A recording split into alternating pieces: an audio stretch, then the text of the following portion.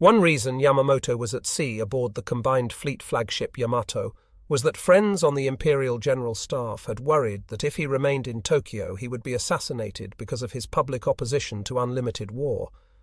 Even now his opinions were no secret from those around him. His Chief of Staff, Admiral Ugaki, wrote in his diary about the need for far-sighted statesmanship following this first month of glorious victory. Those were words that Yamamoto often used in warning that Japan could not war on the Western powers and hoped to win in the long run. Yamamoto's open criticism of the politicians was aimed at Prince Konoye and others who did not seem to know what sort of war Japan should wage in the Pacific. 3 months before Pearl Harbor, Yamamoto had met with a friend, Ryoichi Sasakawa, president of the ultra-nationalist Kokusue Dome organization at the Imperial Navy Club in Shiba. Yamamoto, warning his friend that war was inevitable because of decisions taken by the politicians, said that at first we'll have everything our own way, stretching out like an octopus spreading its tentacles. And now, just a month after the war had begun, the octopus was spread almost flat. Yamamoto, however, had also warned his old friend that the euphoria could not last. The time, he said, for political action was the moment that Singapore fell. That disaster would unsettle the British in India, and they would undoubtedly be willing to listen to talk of peace. Yamamoto knew the British well. He had been a member of the delegations to the London naval conferences of 1930 and 1934. He also knew the Americans, and he had been Japanese naval attaché in Washington from 1926 to 1908. He agreed that once war was started by the politicians, a major victory must be won quickly. But when that victory was achieved, he believed Japan would have only a year and a half to bask in glory. "We must get a peace agreement by then," he told Sasakawa, and he looked to this old friend to carry the word among the right-wing political leaders who were in power. On January 5, the victory seemed close at hand. The American battleship fleet had been put out of action at Pearl Harbor on December 7. The British battleships Repulse and Prince of Wales had been sunk off the Malay coast. In the Philippines, Manila and the United States naval base at Cavite had been captured. The British had surrendered at Hong Kong, and Japanese forces were on their way to new landings in the Dutch East Indies, at Rabaul, on New Ireland, Amboyna, and in the Solomon Islands. The attack at Pearl Harbor, however, had not accomplished all Yamamoto had hoped for, the destruction of the major elements of the United States fleet. The aircraft carriers which had been at sea were unharmed and represented a constant threat. What was needed was a spectacular achievement, and Yamamoto did not expect the fall of Singapore for 5 or 6 months. It came on February 15. He believed that if he was to achieve his goal of setting up the stage for negotiation, he must move in another direction. But the question before his planners was where to strike next. The army vetoed Yamamoto's suggestion for an attack on the Soviet Union. Such a war would be fought almost entirely on land, and the army was heavily occupied in China and Southeast Asia, so 3 other ideas were offered. Yamamoto's favourite was to attack in the Indian Ocean, invade Ceylon, draw out the British Far Eastern Fleet and destroy it as Yamamoto had destroyed the American ships at Pearl Harbor, and then push into the Middle East to link up with the Germans, who were driving toward the Soviet oil fields in the Caucasus. Thus the Japanese Navy would be assured of all the oil it needed. The army refused to consider a Middle Eastern operation, so only 2 plans were left. One, advocated by the Naval General Staff in Tokyo, called for an attack on Australia to deprive the Americans of that forward base of operations. After moving into the Solomon Islands, the Navy would take New Guinea, New Caledonia, Fiji, and Samoa. Advocates of this plan at Imperial General Headquarters were already setting up occupation systems for Australia and New Zealand, but Yamamoto did not like the Australia plan because he thought it would take too long and still would not be spectacular enough to halt the Americans. Yamamoto also knew the Pearl Harbor attack had aroused the spirit of vengeance in people the Japanese had been learning to detest as soft and incompetent. Too soft, the army said, to fight a war to the finish. It was apparent that even the capture of Singapore would not stop the Americans. Yamamoto wanted a victory that would make it possible for Japan to extend a generous olive branch. In January, Yamamoto ordered another plan drawn, and 2 months later sent officers to Tokyo with the document, designated the MI Plan, which envisaged a battle off Midway Island, where the American carrier force would be destroyed. He also sent to Tokyo the AL Plan, which detailed the invasion of the North American continent via Alaska. If all went well, Hawaii would be occupied, and later perhaps the West Coast. At least victories at Midway and in the Aleutians would give the politicians a base for negotiating the sort of peace that Yamamoto hoped to achieve. In Tokyo, the admirals quarrelled around the conference table in the Navy Ministry, but in the end, Yamamoto had his way. Forgotten was the potential significance of the fall of Singapore in February, and the impending collapse of Bataan and Corregidor, either of which might have served Yamamoto's purpose. The reason they were no longer important lay in the April raid of Lieutenant Colonel Jimmy Doolittle's B-25 bomber squadron on Tokyo. The Doolittle raid had shocked the Japanese into a realization that the Americans were only beginning to fight. In June, after the Midway operation flamed into disaster for Japan, there was no time for recrimination. Indeed, the army did not even know the full extent of the defeat. The news of the destruction of 4 big fleet carriers was carefully suppressed, so that it was known only at the highest levels of the Navy. While Yamamoto had been off on his Midway excursion, the Naval General Staff in Tokyo had moved the Navy and its air forces steadily southward to set up the forthcoming attempt to cut off Australia. Naval forces had taken Rabaul on January 23, and from that time onward they had conducted constant air reconnaissance and bombing raids against other islands and New Guinea. It was apparent to the Australians, who communicated their concerns to General Douglas MacArthur after his arrival in March, that the Japanese would soon move against New Guinea. If they were successful, it would be very nearly a walkover for the Japanese to take northern Australia. In February, the Japanese had already bombed Darwin, and in March, when they invaded Salamaua, New Guinea, the pace stepped up. In May, just before the Midway battle, the Japanese sent an occupation force toward Port Moresby, but it was turned back by the fierce defense of the Americans and Australians in the carrier battle of the Coral Sea. The Japanese did occupy Tulagi, north of Guadalcanal, and built a seaplane base there. The Battle of the Coral Sea convinced planners in Washington and Australia that they had to prepare for a Japanese move in the south. MacArthur told the Australian government it must be ready for an attack before a Japanese thrust that was generally expected to be made against India. He cabled General Marshall for 2 carriers and 1,000 planes, but in Washington that May, Admiral Ernest J. King, Chief of Naval Operations, informed General Marshall that until the end of June he would have only 2 working carriers in the entire Pacific, while, on the eve of Midway, the Japanese had 10. And Pacific Fleet Commander Chester W. Nimitz had already given advance warning about the big move he expected the Japanese to make, which turned out to be the Midway battle. While events were taking their course at Midway, the Japanese were establishing their forces in the New Guinea Solomons area. Major General Tomitaro Horii landed the South Seas Force at Salamaua, and the naval troops occupied Lae and began to build up an airbase there. Independently of Admiral Yamamoto, the Imperial General Staff had planned the Port Moresby operation, and Lieutenant General Harukichi Hyukatake was ordered to press on toward New Caledonia, Fiji, and Samoa, and to be ready to resume the advance against Port Moresby by July. That would be after the Midway battle, when Admiral Yamamoto could be expected to have returned with his combined fleet.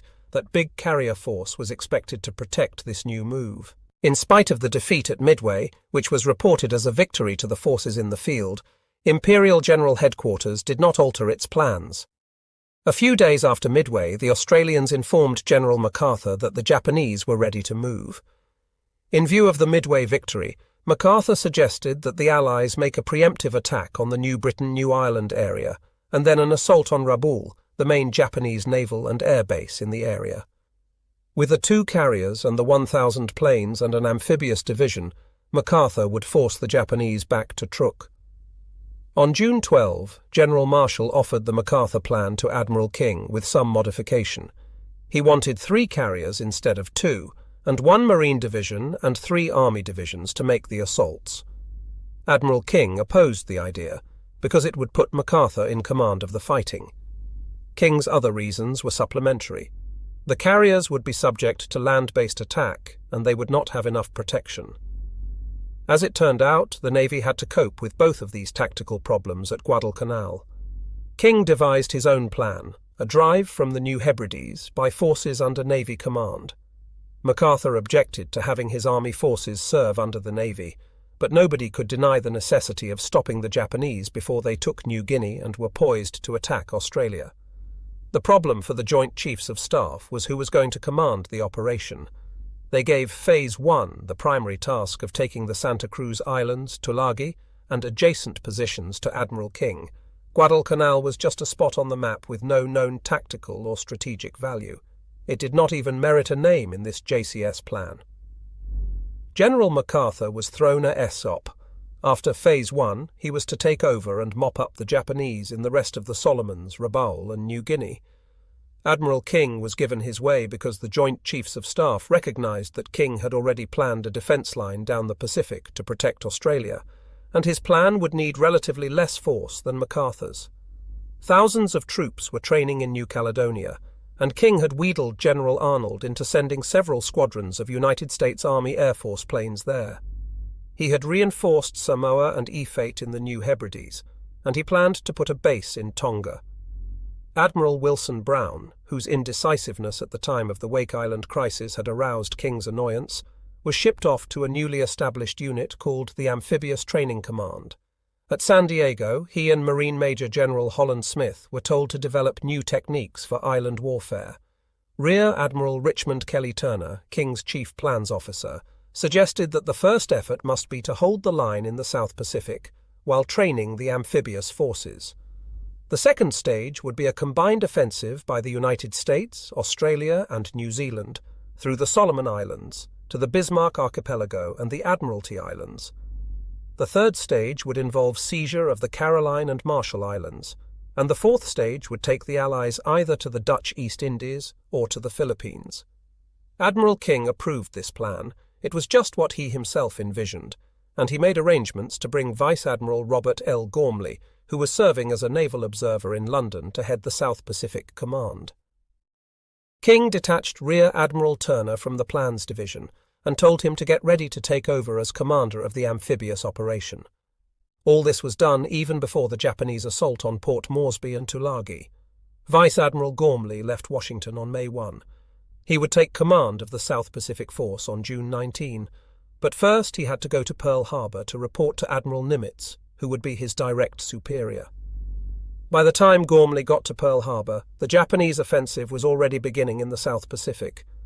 On May 22, an Army plane saw a Japanese photo reconnaissance aircraft taking pictures of Guadalcanal. Army intelligence suggested that the Japanese were preparing to build an airfield there. On June 25, Army intelligence reported that the grass on the island's central plain had been burned off, and tents had gone up in the area. A wharf was under construction at Lunga. 6 days later, an Australian coast watcher on Guadalcanal reported that construction of an airfield was only awaiting the arrival of Japanese construction units. He even knew the names: the 11th and 13th Pioneer Forces, which were the equivalent of American CB units. This information was confirmed in a radio interception made by Nimitz's intelligence officers at Pearl Harbor. The Pacific Fleet's radio intelligence group, which had broken parts of the Japanese naval code, picked up a message saying that the 11th and 13th Pioneer Forces would arrive at their destination on July 4, and Fleet intelligence put two and two together. Admiral Turner happened to be visiting Pearl Harbor that day on his way to prepare for the amphibious landing somewhere in the South Pacific.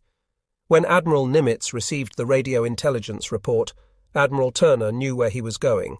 It could be no place but the Solomons.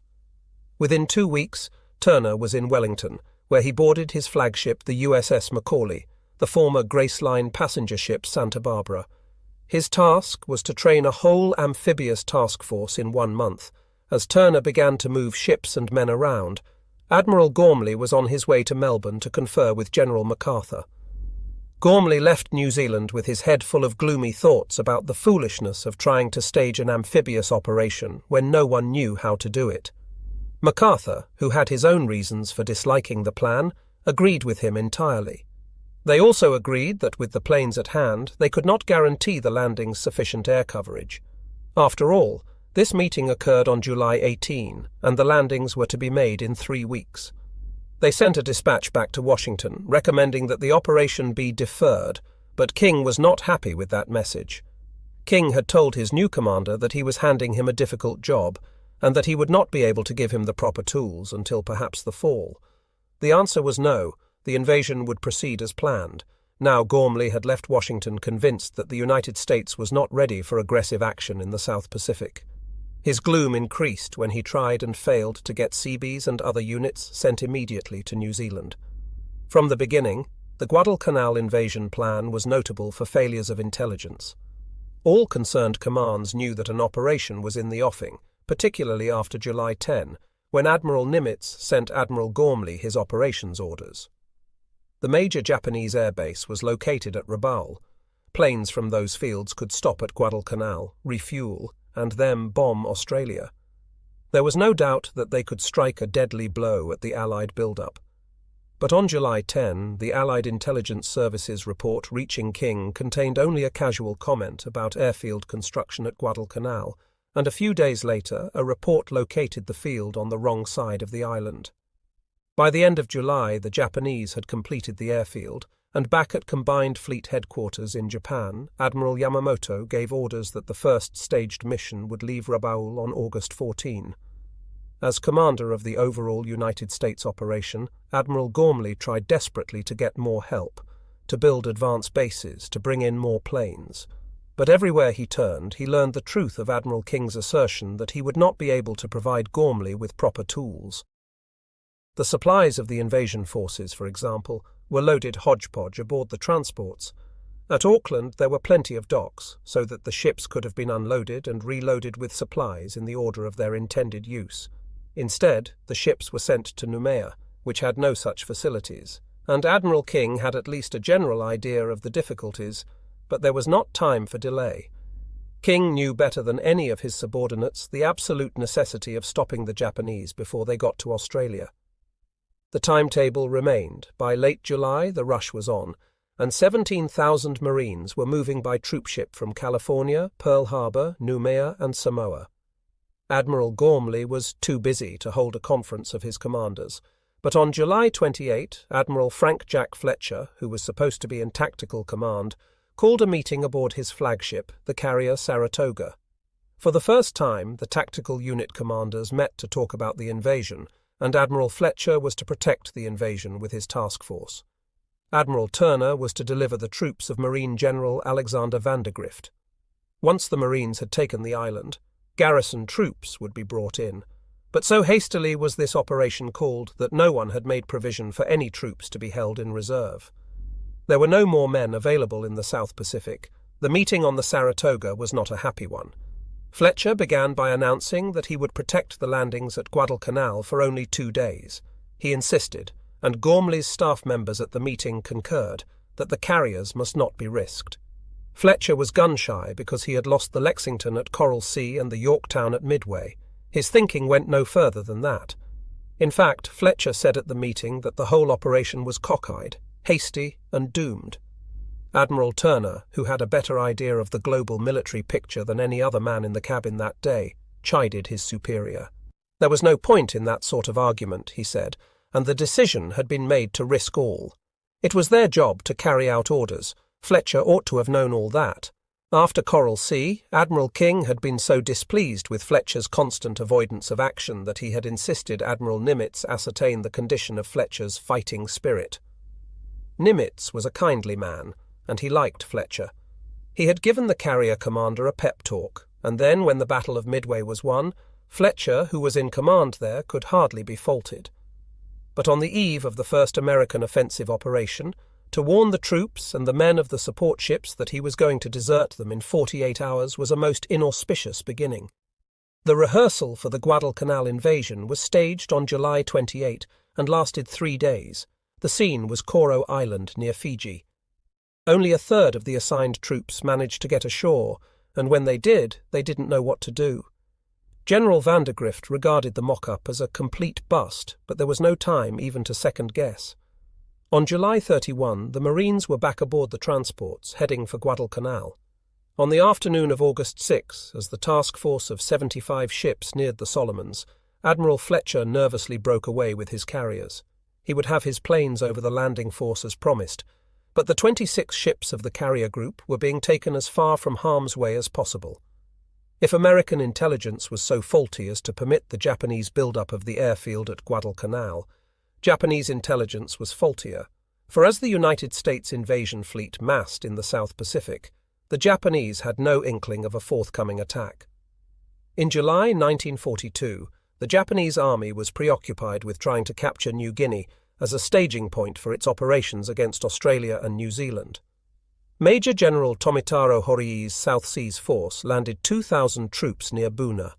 After capturing Buna, the Japanese planned to construct airfields there as a prelude to a new attack on Port Moresby, so in July, Japanese air power was concentrated against Port Moresby. Bombers and fighters swept over the piers and airfields nearly every day. After the Japanese landings, the Japanese AI forces were also called on to support the beachhead, and in the early days of August, their attention was fixed on the new drive. The combined Australian and American Air Force responded with raids on the Japanese air bases at Lae. During these preparations, Admiral Yamamoto's flagship Yamato was anchored at Hashirajima in Japanese waters. In a leisurely fashion, he was preparing for the forthcoming air operations over Australia, and he would see then what action was to be taken next. In preparation, on August 3, the naval air groups stationed at Lae were brought back to Rabaul to be ready for the Guadalcanal operations that would begin the following week. During the first week of August, the South Pacific skies were cloudy, and only a handful of Japanese search planes took to the skies. None of them found the American armada that was steaming toward Guadalcanal. The Japanese airmen flying out of Rabaul were surprised to encounter American carrier aircraft in the skies around Buna. They had been told that the United States carriers were destroyed at Midway. The pilots assumed that the carriers were operating with Australian forces that had marched across the Owen Stanley Mountains. Actually, they were training for the Guadalcanal invasion. No one in the Imperial High Command or in the field suspected a forthcoming invasion. After their 8 months of continuous victories, it was hard for the Japanese to believe that the Allies could launch a seaborne invasion. Had the idea been suggested, they would have agreed with General MacArthur and Admiral Gormley that such an invasion had almost no chance of success. So as the American Expeditionary Force moved toward Guadalcanal, it enjoyed the element of surprise. On August 4 and 5, the 75 ships steamed on under an overcast sky, and on August 6 the fleet moved through rain squalls almost all day long. But as dawn rose on the morning of August 7, the sky cleared, which meant the carrier planes would have good visibility for their attacks. The fleet went to general quarters at 5:30, and at 6 o'clock the carriers launched their first strike. The planes from the Wasp, Saratoga and Enterprise were assigned targets on Guadalcanal Island, Tulagi, Gavutu and Tanambogo. The Japanese had established a seaplane base on Gavutu and Tanambogo, which were connected by a causeway. The Japanese planes had been kept down the day before by bad weather. Admiral Fletcher's task force reported one unidentified aircraft during the day, but whether it was Japanese or a plane from General MacArthur's command was undetermined. In any event, the Japanese were not aroused until 6:12 a.m. when the communications headquarters at the Tulagi seaplane base sent a frantic message announcing the attack. The radio message went to the 4th, 6th and 8th Fleets, Admiral Yamamoto and Imperial headquarters. It was simple and succinct. Enemy heavy bombardment in progress, the weather had cleared, and the carrier planes flew off into scattered cumulus clouds in the light of a quarter moon. The fighters and bombers moved off on their appointed missions. 8 fighters led by Lieutenant L.H. Bauer took off from the Enterprise to attack Guadalcanal's aircraft, PT boats, troop installations and supply dumps. They found no aircraft and no PT boats, and they did strafe the buildings on the airfield at Lunga Point. Meanwhile, another 8 fighters from the Enterprise maintained a combat air patrol over the transports from 6 until 8 o'clock, when they were replaced by others. Bombers began to hit Tulagi and the Lunga Point area, but no enemy air activity was seen all morning. The Americans had it all to themselves, and the only planes damaged were those hurt in operational accidents. Planes from the other carriers struck the seaplane base at Gavutu. The surprise was complete. The American planes arrived and began bombing and strafing the seaplanes in the water. They destroyed 9 float planes similar to the Zero, 1 4-engine Kawanishi flying boat, and 8 seaplanes that doubled as search planes and bombers. A few Japanese pilots who tried to take off were shot down before they were airborne. Not a single Japanese plane at Gavutu survived the attack. Other carrier planes hit Japanese troop concentrations on Tulagi. Some struck targets on the beaches that the Marines would soon invade.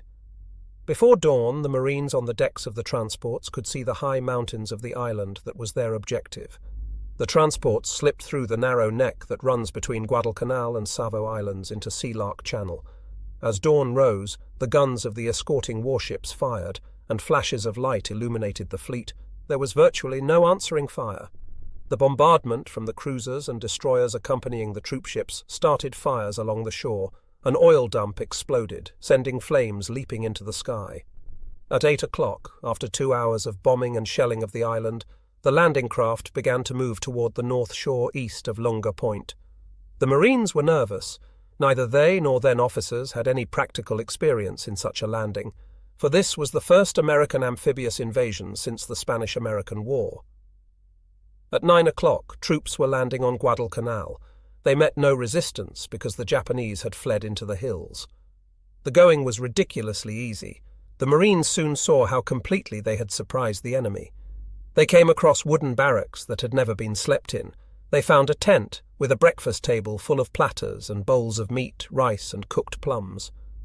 There were half-filled rice bowls scattered around, chopsticks hastily dropped on the table or on the straw mats of the floor. The tents themselves told why the Japanese had left so rapidly. They were torn by shrapnel, and some were knocked flat by the shelling of the naval vessels before the landing. But any Marine who felt like celebrating over the ease with which they had taken their early objectives had some shocks coming. It was true that the Japanese had been surprised on Guadalcanal, and they had not dug in yet, nor created permanent fortifications, because most of the men were construction troops, not fighting men. But over on Tulagi, Lieutenant Colonel Merritt Edson's 1st Marine Raider Battalion and the 5th Battalion of the 2nd Marines had encountered stout resistance. About 250 Japanese were located on this island. The Japanese were troops of the Yokohama Air Base Detachment under Captain Hasike Miyazaki. They were experienced and dedicated fighters. Edson's 1st Raiders were the toughest American troops in the Pacific. They were all volunteers, chosen from the ranks of a force known for its fighting qualities. The Raider concept had come from Lieutenant Colonel Evans Carlson's recommendation for creation of a commando force, and Carlson's experience had included a service tour of several months with the Chinese Communist 8th Route Army in its guerrilla struggles against the Japanese in North China. Edson's Raiders had trained for many months under Spartan conditions, and when they came to Guadalcanal, they already had a powerful reputation. As it turned out, they would need every trick they had learned and would learn some new ones. This invasion was the first contact between highly trained American troops and seasoned Japanese veterans since the war had begun in December. The Japanese had a reputation even more fearsome than that of the Raider battalions, gained through the phenomenally rapid march of their forces through the Philippines, Malaya, and the East Indies. For months, Tokyo had crowed over its victories, and half the world had come to believe the Japanese were invincible, a reputation the Imperial High Command was pleased to encourage. Tulagi, then, was in a sense the first testing ground. Edson's troops landed at 8:15 a.m. on the northwestern part of the island, and at the beginning the going did not seem much harder than it was on Guadalcanal. They encountered some resistance from a few outposts. The northwest part of Tulagi was covered with thick jungle, small trees, vines, and bougainvillea, with its beautiful leaves and sharp thorns. At first, the terrain seemed to be the worst obstacle. Edson lost only one man, and that one to a sniper as the Marines hit the beach. Edson planned to move inland to a ridge that ran the length of the island, and then work along the top of that ridge, clearing the slopes as they moved south. But the terrain was so difficult that it took 3 hours for the men to chop their way along 1.5 miles of rising ground. Having reached the ridgeline, the Marines moved ahead, came out of the jungle, and ran straight into the central Japanese defences, built on the hillside. The Japanese had constructed dugouts and rock embrasures, and had placed their machine guns carefully to create interlocking fields of fire. The Japanese defense was based on keeping the enemy below them, but the Marines found that by crawling up the cliffs, they could drop charges of dynamite and grenades into the dugouts, and that was the method they had to use to advance. Once a dugout was blown, it still was not safe. In one hole, the Americans killed 17 Japanese with dynamite charges. One Marine spotted a radio inside and went in to retrieve it. There were still 2 Japanese soldiers alive, and they shot him and another man who came after him before they were killed. One section of Marines took on this defense position in the center of the island, while the center and left flank of Edson's force pushed down the ridge. But even along the ridge line, the going was not easy. One company suffered 15% casualties that first afternoon. The frontal resistance was stiff, but with the Japanese, frontal resistance was only half the battle. Snipers seemed to be everywhere, tied in trees, in the tops of buildings, behind rocks. A favorite tactic of the snipers was to let the forward element of a Marine unit pass and then begin shooting at the men from behind. This move almost always meant death for the sniper, but usually not before he had caused several casualties. And one thing the first raiders learned that day was that the small .25 caliber Japanese rifle and machine gun slug were more apt to wound than to kill, which from the Japanese point of view was satisfactory, since it took additional troops and resources to care for the wounded. During the afternoon, the raiders drove along the ridge until they ran into a 3-sided ravine, whose floor was an old British cricket field. The Japanese had dug into the ravine walls and established the fields of fire that would become so familiar in later months. As the Marines moved up, they ran into crossfire, and Edson stopped because darkness was coming, and this was no time to be probing known dangers. That night, the Marines on Tulagi had another new experience. The Japanese, knowing they were outnumbered with no chance of survival, staged one of the desperate counterattacks for which they would become infamous. They waited until the Marine perimeter was quiet. Then at 10:30 a.m. they broke through between 2 companies and surrounded one of them. The Marines fought in their foxholes and in the open, using guns, machine guns, grenades and knives. The Japanese came along the ridge toward Colonel Edson's command post and reached a point 50 yards from him. Finally, the Marines overpowered the Japanese and threw them back, but not before one company had lost half its non-commissioned officers. The next day, August 8, more troops were landed on Tulagi, until there were 7,500 on that side of Sea Lark Channel. Edson's raiders and men of the 5th Battalion of the 2nd Marines began moving again toward the southeastern end of the island. One by one, they attacked the dug-in machine gun positions on the steep sides of the old cricket ground. From one cave, they removed 35 dead Japanese, some of them already rotting and stinking, but some killed in the last moment of defense of the position. From this, the Americans deduced properly that the Japanese tactic was to hold a position until the last unless ordered to retreat, proof of the discipline of the Japanese armed forces. Those troops who surrendered on Guadalcanal were mostly members of labor battalions, not combat troops. The raiders that second day encountered dozens of examples of a spirit they had not seen before. In one dugout, they cornered 3 Japanese officers, who at the end had only one loaded pistol among them. As the Marines were ready to make the final assault, they heard 3 shots. When they entered the dugout, they discovered 3 bodies and an empty pistol. One officer had fired all but his last 3 rounds, then shot his 2 companions and himself. In those first days, this suicidal attitude surprised the Marines. It was hard for an American to understand how cornered or wounded men with no hope of survival in their hole, knowing that the enemy had an enormous material and numerical advantage, would almost invariably choose death to surrender.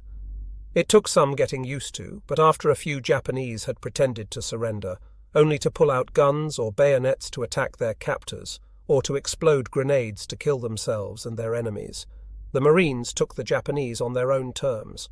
Thereafter, there was virtually no further attempt to persuade Japanese soldiers to surrender. Tulagi was brought under control on that second day, although not all the Japanese on the island had been killed. For days afterward, Japanese snipers harassed the American troops, until the last sniper was killed. One gets a feel for the stubbornness of the fighting on Tulagi in the experience of Gunnery Sergeant Angus Goss. He had gone ahead of his men to attack a cave near the cricket field. The Japanese had fired sporadically from that position. He moved up close enough to throw hand grenades into the cave, and the Marines had been trained to pull the ring pin of the egg-shaped grenade, throw, count slowly, and hear the explosion. Sergeant Goss pulled the pin, threw, and counted. On 6, the grenade was lobbed back out of the cave, and he had to duck to escape the blast of his own weapon. After another identical experience, he held the grenade for 3 seconds, then threw, 4, 5, 6, and out it came again. Sergeant Goss called for a satchel charge, a bag filled with dynamite, usually used to blow buildings. He thrust in the charge, primed it, and ran back a little. The Japanese thrust the charge out of the mouth of the cave. The dynamite exploded and drove a rock splinter into Goss's leg. The wound was not serious enough to fell him, but it hurt enough to infuriate him. He picked up his submachine gun and dashed into the cave, spraying fire. He killed 4 Japanese soldiers and counted 8 others who had died earlier. If possible, the fighting on Gavutu and Tanambogo was worse than that on Tulagi. The landings there came in the middle of the morning. Not many troops were committed, because no one expected to find many Japanese there. But since the seaplane base was on these islands, the Japanese had fortified them, and the Marines ran into trouble.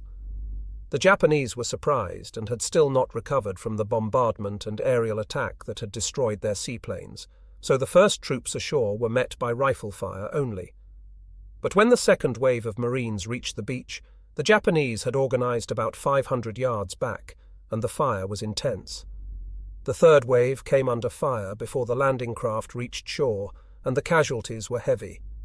Gavutu and Tanambogo were both dominated by small hills, not quite 150 feet high, but above the sea-level landings. This height was enough.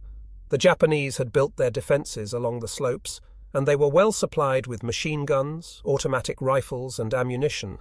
As on Tulagi, each Japanese position had to be taken. They did not retreat, and the viciousness of the fighting on Tanambogo was almost unbelievable.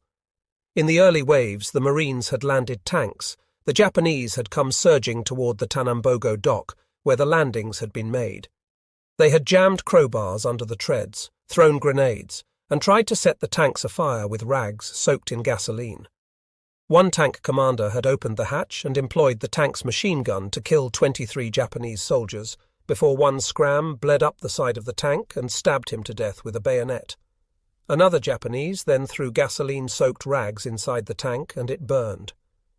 By mid-afternoon on this first day, it was apparent that the Marines could use reinforcements, and a unit that had landed earlier on Florida Island, where there were no Japanese, was called over to assist.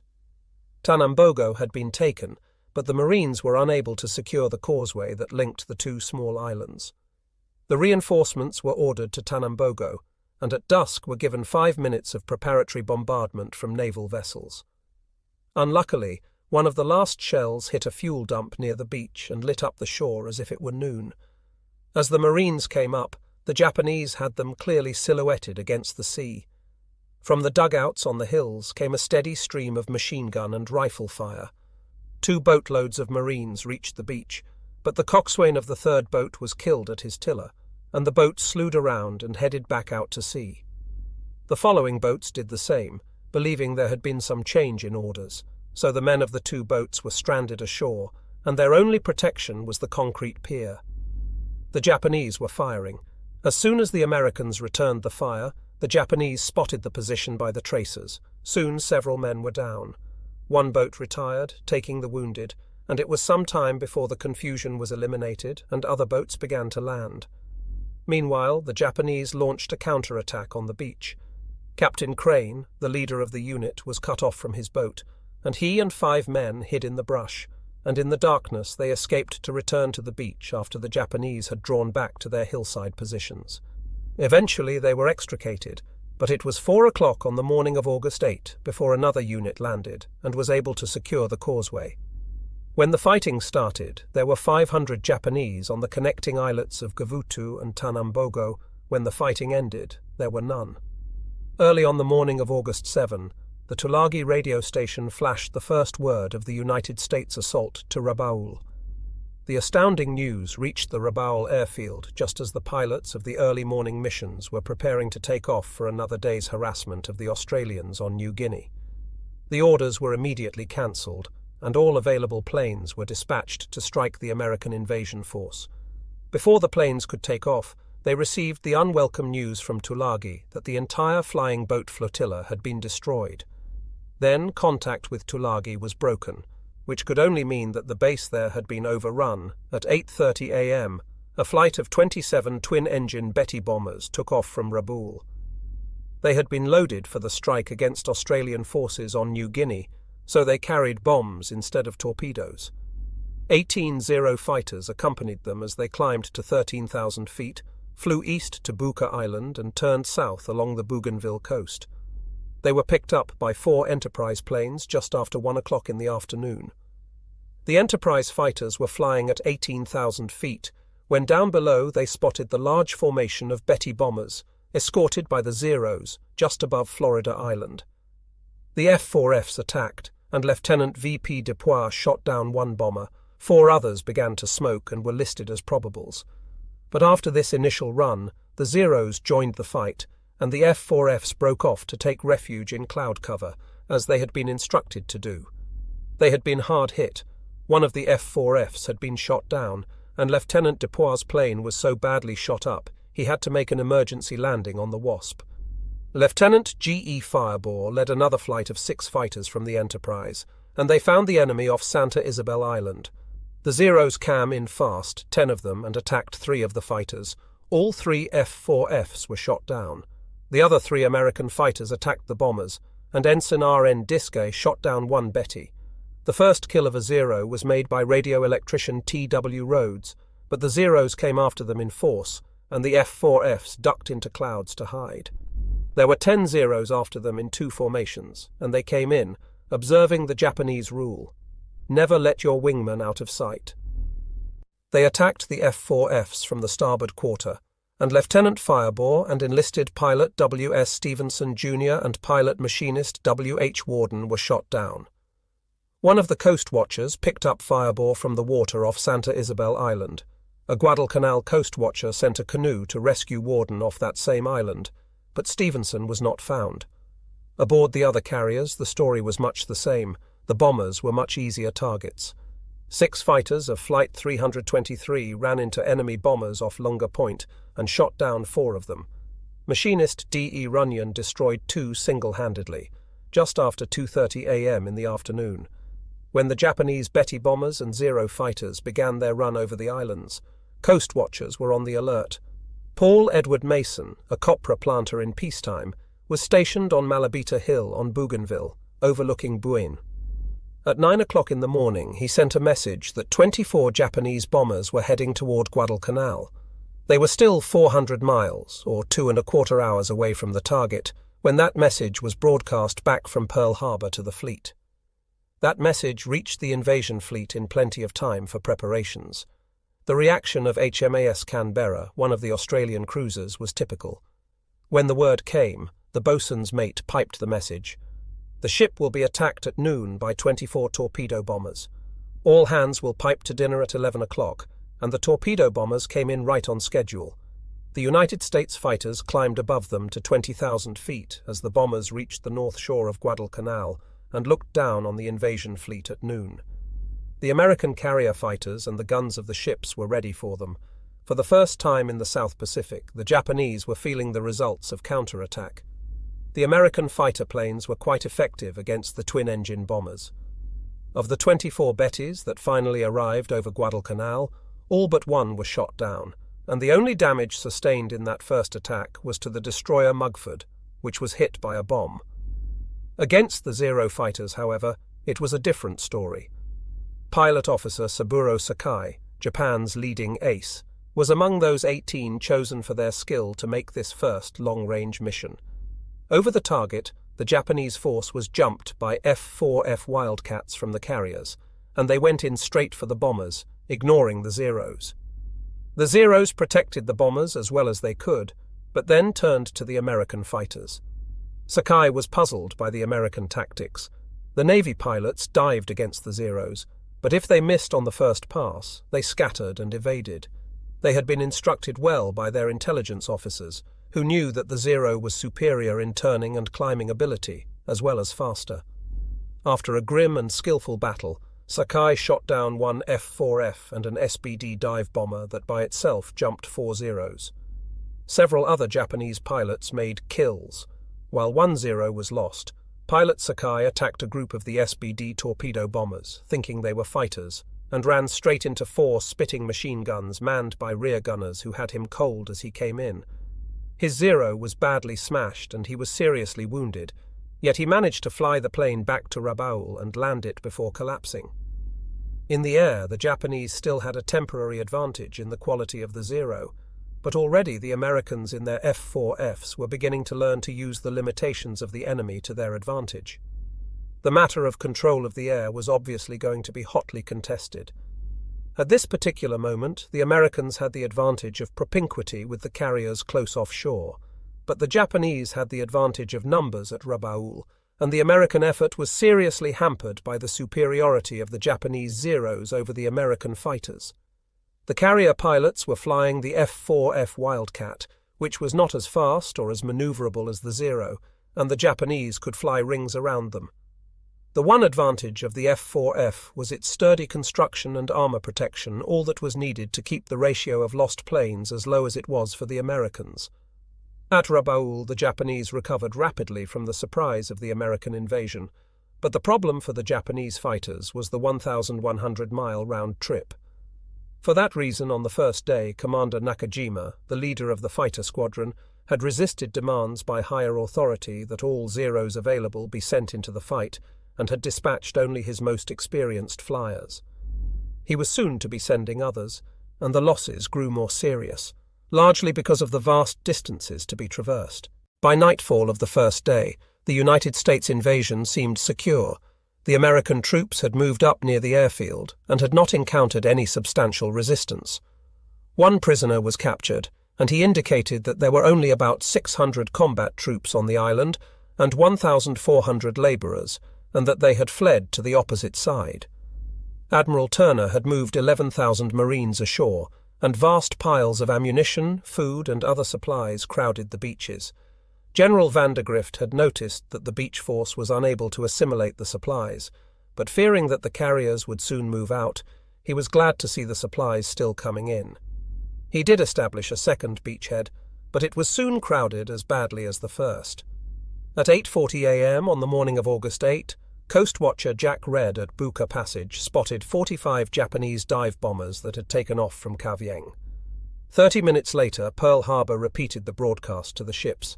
The carrier planes attacked and destroyed many of the enemy bombers, but on this day the United States ships did not escape unscathed.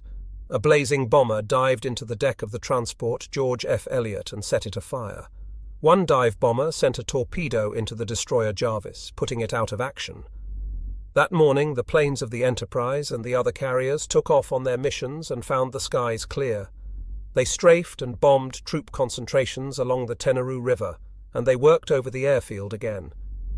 At about 10 o'clock, 3 fighters from the Enterprise discovered a group of Japanese torpedo bombers coming in low over the surface of the water to attack the transports. The Americans jumped them. Machinist Runyon shot down 1 bomber and 1 fighter, Ensign V.H. Rouse shot down 2 twin-engine torpedo bombers, and Ensign J.D. Shoemaker shot down another. That was the end of the air activity for the day. At nightfall, the Enterprise's Fighting 6 counted its losses. 6 pilots shot down by Zeros. The Japanese Zero fighters still had the edge in experience and aircraft, but the American pilots were already beginning to learn tricks of the trade. The commander of the Enterprise Air Group concluded that the Zero had 2 major weaknesses: limited firepower and inability to withstand punishment. Because of the Zero's superior rate of climb, maneuverability, and fuel capacity, the F-4F pilots were warned to stick close together, and when attacked, each 2-plane element should set up a scissors movement, constantly turning toward each other. Thus, the pair of F-4Fs could concentrate their superior firepower on the enemy, while they knew their own planes could absorb an enormous amount of punishment. On the ground, the Marines fought fierce Japanese opposition on Tulagi, Gavutu, and Tanambogo. On Tulagi, they suffered 90 casualties, but took control of the island by the end of the second day. The Japanese garrison of 250 men fought to the end.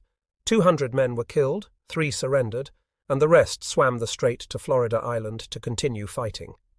On Gavutu and Tanambogo, the Marines suffered 250 casualties. The 500-man Japanese garrison was wiped out to the last man. The fierceness of this fighting on Tulagi was in sharp contrast with the easy advance of the Marines on Guadalcanal. There, on the morning of August 8, the Marines reached the edge of the airport they would name Henderson Field. After a flyer killed at Midway, they were beginning to develop a contempt for the enemy. "I wish those fucking Japanese would come out and fight," one Marine said within the hearing of Richard Tregaskis, the international news service correspondent who had accompanied the invasion. "All they do is run into the jungle. On the surface, then, the Marines couldn't ask for a finer war, but the officers were edgy that second afternoon. It was too easy." At sea, the Americans apparently had no opposition either. A few Japanese patrol craft and tenders and one or two transports had been caught off the shore, and they had been destroyed in the first hours of the invasion by shelling and bombing. Only in the air were the Japanese giving the Americans pause. Most of those first waves of bombers were destroyed, but the cost of meeting the Zeros was 21 of Admiral Fletcher's 99 carrier planes. That loss, not high by operational standards, convinced Fletcher that his decision to withdraw was sound. At 6 o'clock that evening, Fletcher asked Admiral Gormley to allow him to withdraw his carriers. He withdrew before he had a reply. When Admiral Turner intercepted Fletcher's dispatch, he realized that the carrier withdrawal would leave him without any air cover. The number of Japanese planes could be expected to increase sharply as the enemy brought down more aircraft through the island chain. As Fletcher began to withdraw, the Japanese were moving in force. When the word invasion had been flashed from Guadalcanal to Rabaul, Vice Admiral Gunichi Mikawa had reacted immediately. Admiral Mikawa was commander of the Japanese 8th Fleet and the Outer South Seas Force, which meant he had the responsibility for the whole South Pacific operation. His first move was to load 6 small transports with troops and dispatch them with destroyer escort to reinforce the 2,000-man Guadalcanal garrison. But the convoy ran into the American submarine S-38, which was operating out of Australia following the fall of the Philippines. The S-38 sank the transport Meio Maru with 342 men aboard. The sinking, coupled with the reports of the enormous American invasion flotilla, persuaded the admiral that it was too dangerous at the moment to try to reinforce the garrison, and he called back the other 5 transports. By that time, Japanese naval assistance was already on the way to Guadalcanal. Admiral Mikawa had been lucky in the matter of timing. Early on the morning of August 7, as the Tulagi garrison sent its last message, 5 heavy cruisers left Kavieng on the northern tip of New Ireland.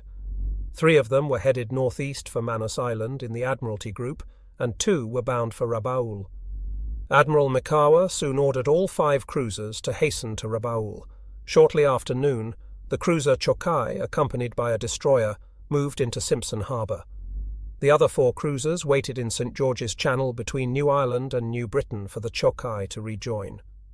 When she came up late that afternoon, she was carrying Admiral Mikawa himself and was accompanied by the light cruisers Tenryu and Yubari. So the Japanese moved toward Guadalcanal with 5 heavy cruisers, 2 light cruisers, and a destroyer. As they sped south, Admiral Mikawa composed his battle plan. By cutting speed, they could delay their arrival until after midnight on August 8 and make a surprise night attack on the American forces at the beachhead. The admiral knew that the Americans had several carriers in that area, while he had none. A night attack was a guarantee that he would not be harassed by American planes, since the Americans had no record of proficiency in night aerial operations. In fact, the Americans had no record of competence in any sort of night naval operations, while this aspect of tactics had become a Japanese specialty. Mikawa's problem that afternoon was how to move close to Guadalcanal without coming in too soon, and still not give away the element of surprise. He had to attack to support the Guadalcanal defenders, but if he could surprise the enemy, the effectiveness would be enormous. The admiral did not know it just then, but the nature of the divided command, the inferiority of the American air intelligence system, and the lack of clearly defined search methods would all play directly into his hands. For intelligence about Japanese ship movements, the Americans at Guadalcanal had to depend on air search and submarine reports. Only under the most special circumstances would the reports of coast watchers be of much use concerning naval ship operations. Early in the day, the cruisers were sighted by United States B-17 Army bombers as they moved down toward Rabaul. On the evening of August 7, the Mikawa force was sighted by the S-38 just as it came out of St. George's Channel. That night, the commander of the S-38 reported the contact to Brisbane, but those two reports were not given much credence by American naval commanders because Rabaul had become the Japanese Navy's forward base, and it was quite normal for ships to move in and out. The Americans saw no indication that the ships in question were steaming toward Guadalcanal. Admiral Gormley was responsible for the coordination of all elements of the American attack, but to secure air searches, he had to depend on several sources. First were the long-range B-17 bombers of General MacArthur's American Army Air Force and the Australian Army Air Force, part of MacArthur's command, which operated independently. Second was Admiral McCain's land-based Naval Air Force, which included a number of seaplane tenders and PBY patrol bombers. General MacArthur's planes were to take responsibility for the search of the Bismarck Islands, concentrating on the big naval and air base at Rabaul. McCain was to watch the northern approaches to the region, which meant Truk and the Marshalls. Admiral Fletcher's carrier planes were supposed to make short-range searches, but actually made none at all. Fletcher was bemused with his worries. Admiral Turner had looked at his charts and seen that the Japanese had a marvelous approach to the island of Guadalcanal along the west coast of Bougainville. Straight down between Choiseul Island and Vella La Vella, past Colombangara, between New Georgia and Santa Isabel, and then between Florida Island and Guadalcanal's north coast. The lane was christened the Slot. Soon it was to become infamous in American naval history. On the morning of August 8, 4 PBYs were scheduled to fly from Nandi on a 700-mile long triangular pattern whose apex was the Fiji Islands. They would come up almost due west of Santa Cruz Island. 6 PBYs would fly search patterns from Espiritu Santo, northeast over the Santa Cruz Islands, and end at a point slightly above the Bismarcks, but far to the west of the Japanese task force. 6 PBYs would spread out from Malaita across the Slot from Guadalcanal, to search an area north and west of the Slot. 3 B-17s were to search north of Guadalcanal on the night of August 7. When Admiral Turner studied the search plan for the following day, he found the Slot was completely uncovered. He asked Admiral McCain for a special search there the next day, but somehow, between Admiral Turner's flagship, Admiral McCain's headquarters, and the seaplane tender Mackinac at Malaita, the message was lost. The search was never made. Thus, on August 8, the Americans had left uncovered the most obvious approach of any enemy naval force to Guadalcanal. When the Japanese force was sighted by the S-38 coming out of St. George's Channel, the submarine was nearly 600 miles from Guadalcanal.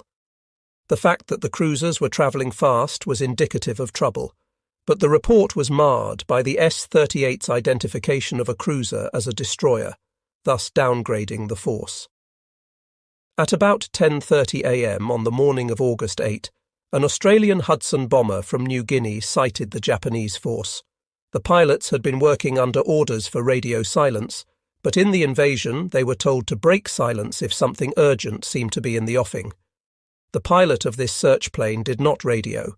He noted the ships and their direction, and then proceeded with his search mission, which took most of the afternoon. He returned to his base at Milne Bay, had tea, and then went into the intelligence office to report the contact.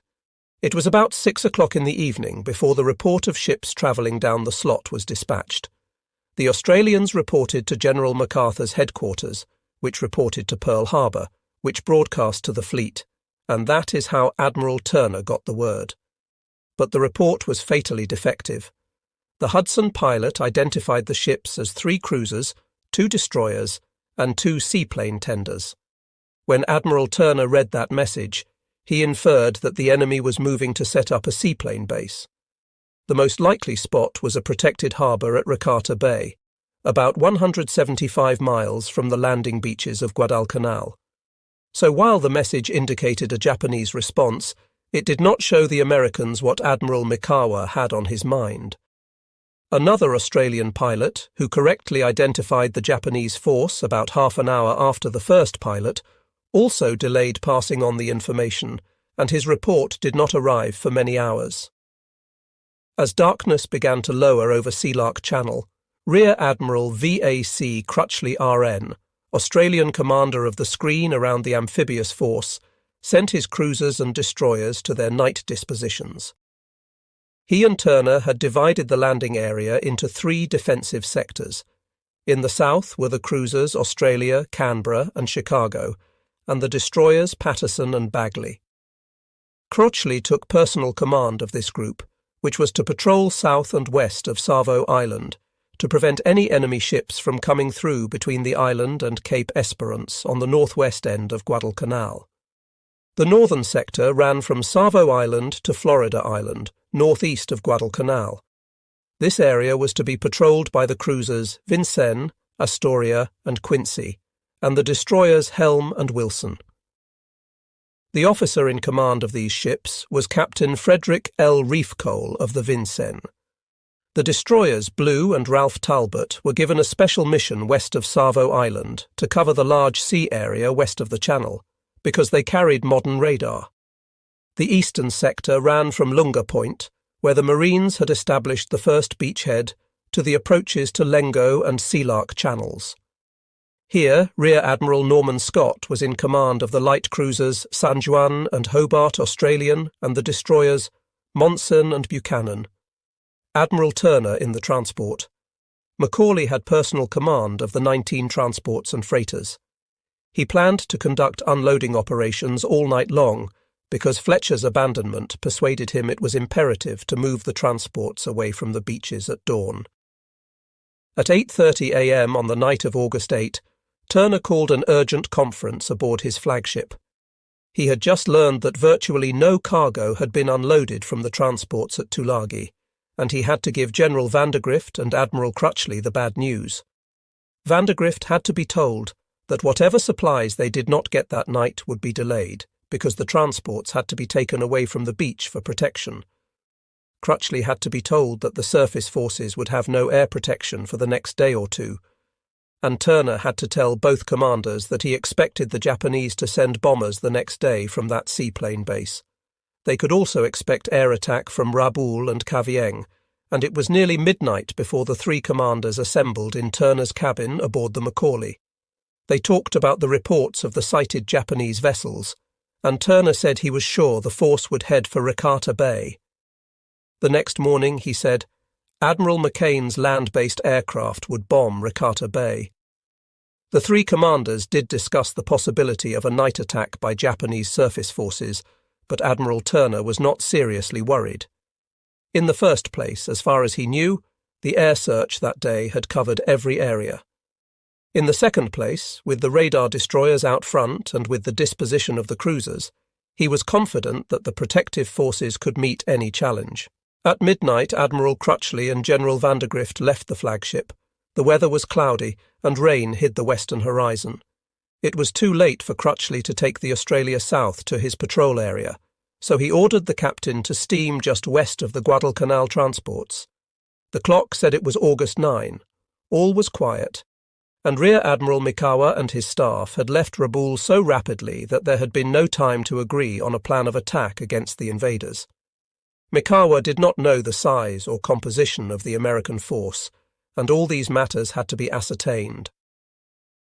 Early on the morning of August 8, Mikawa sent out float planes from each of his 5 heavy cruisers to conduct an air search. They were much more skillful and successful than the Americans, and 2 of them got a good look at the American invasion fleet between Tulagi and Guadalcanal. They came back to report having sighted a battleship, 6 cruisers, 19 destroyers, and 18 transports. The Japanese error was in slightly overestimating the strength by calling 1 cruiser a battleship, but that minor mistake did not have any effect on the planning or the outcome of Mikawa's operations. Admiral Mikawa's plan for action had been approved by the 8th Fleet and sent by radio to Tokyo.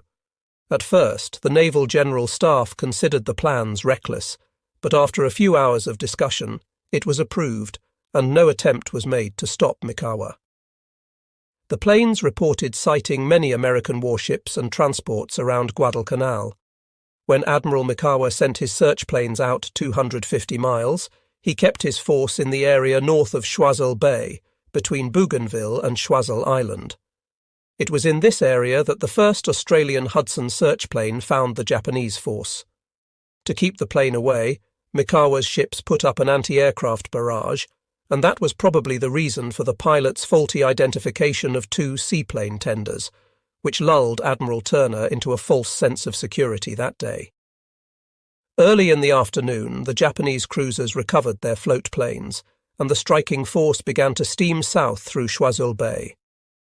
At 4:20 a.m. in the afternoon, the ships were in the middle of the slot, and there they turned to parallel Choiseul Island and pass Vella La Vella and Kolombangara.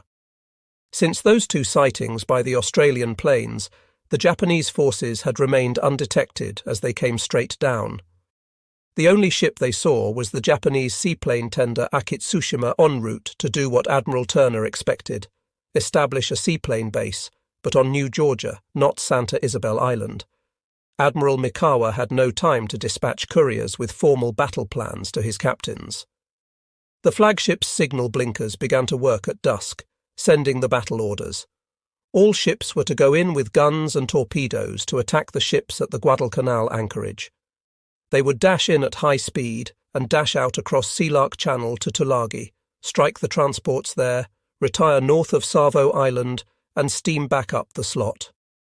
As one last check on the plans, Admiral Mikawa sent out two search planes from the cruisers, and they returned to report that all was as it had been in the morning.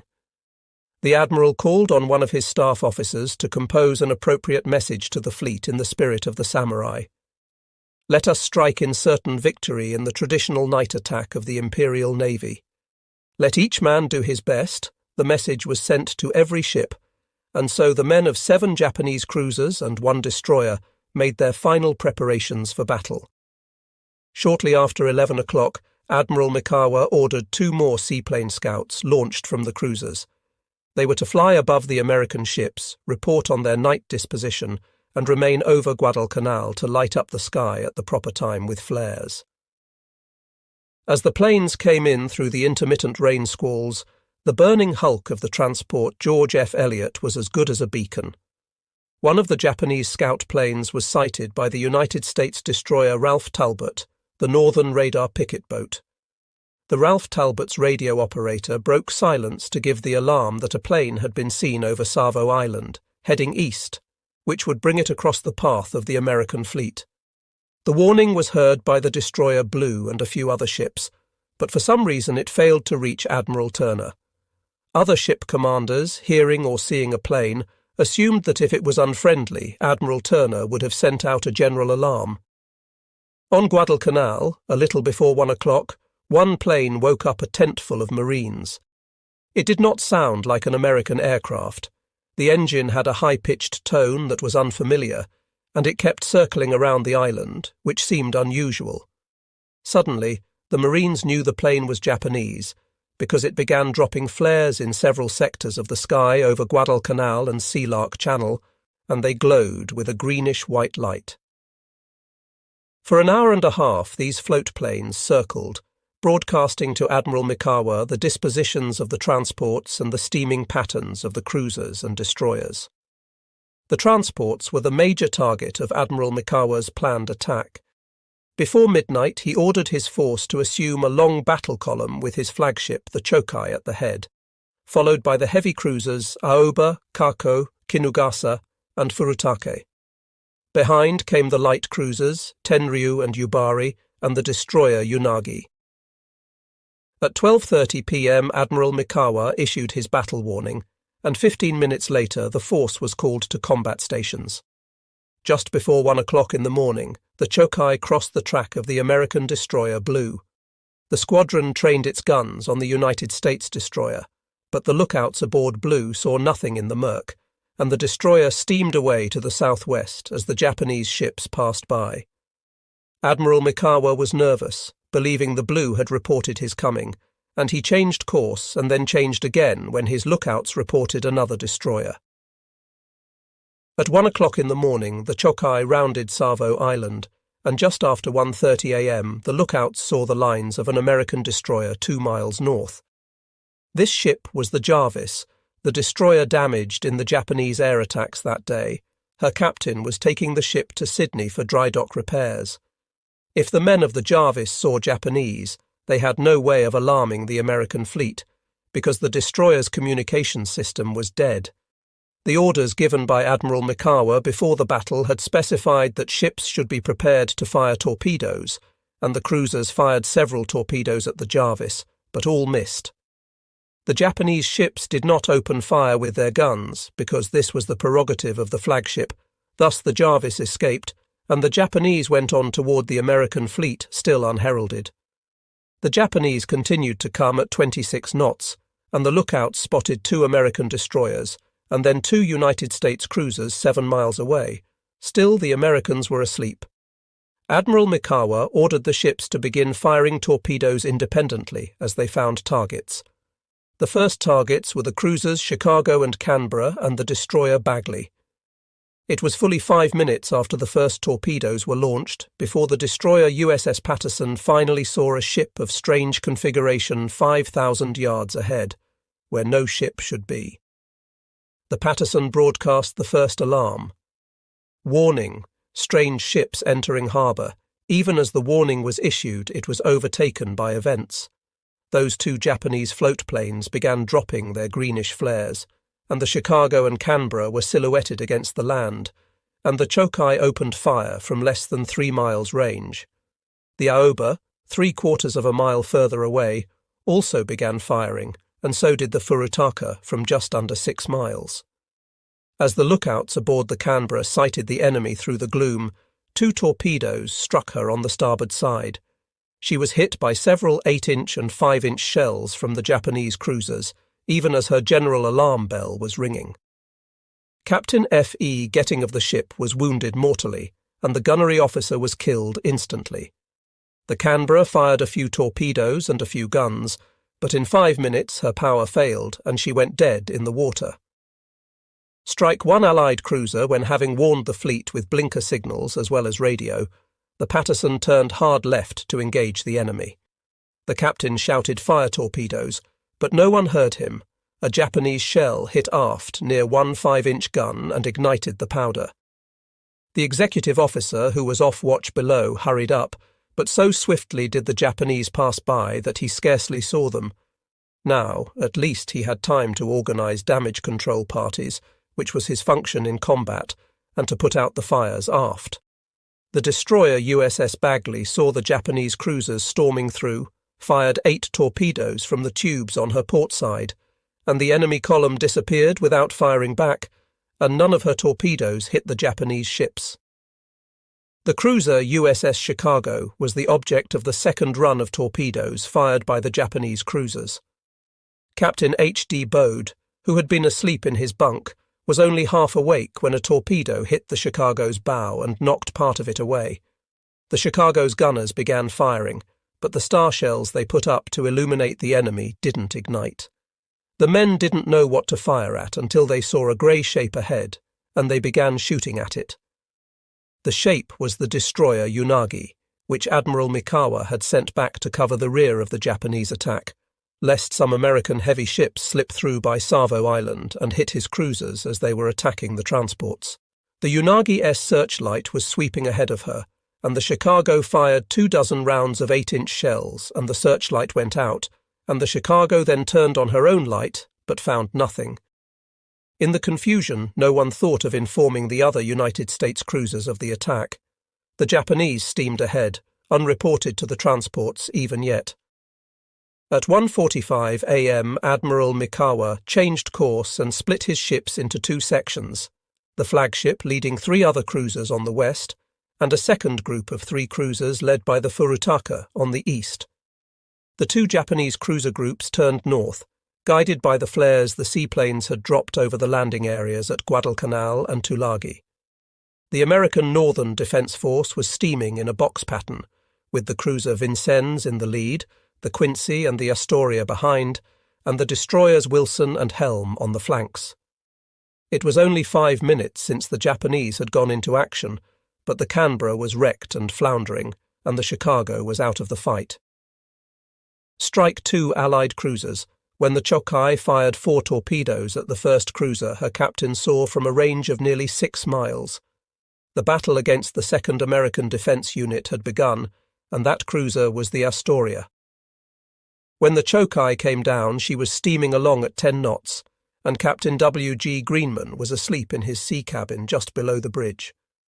The watch officer, Lieutenant Commander J.R. Topper, was on the bridge devoting his attention to keeping in line, so as not to disturb the box pattern, and the ship had just completed her turn to the northwest to begin a new leg. On the bridge all was quiet. The officers and men watched tracers and heard gunfire on Tulagi Island, and noted correctly that the Marines were having their troubles over there. Topper noticed a slight tremor of the ship's hull at 1:45 a.m., which he identified as depth charges exploding that was to be expected. Admiral Turner's messages had repeatedly warned of the danger of submarine attack. The tremor was actually caused by the explosion of the spent torpedoes the Chokai had fired at the Chicago.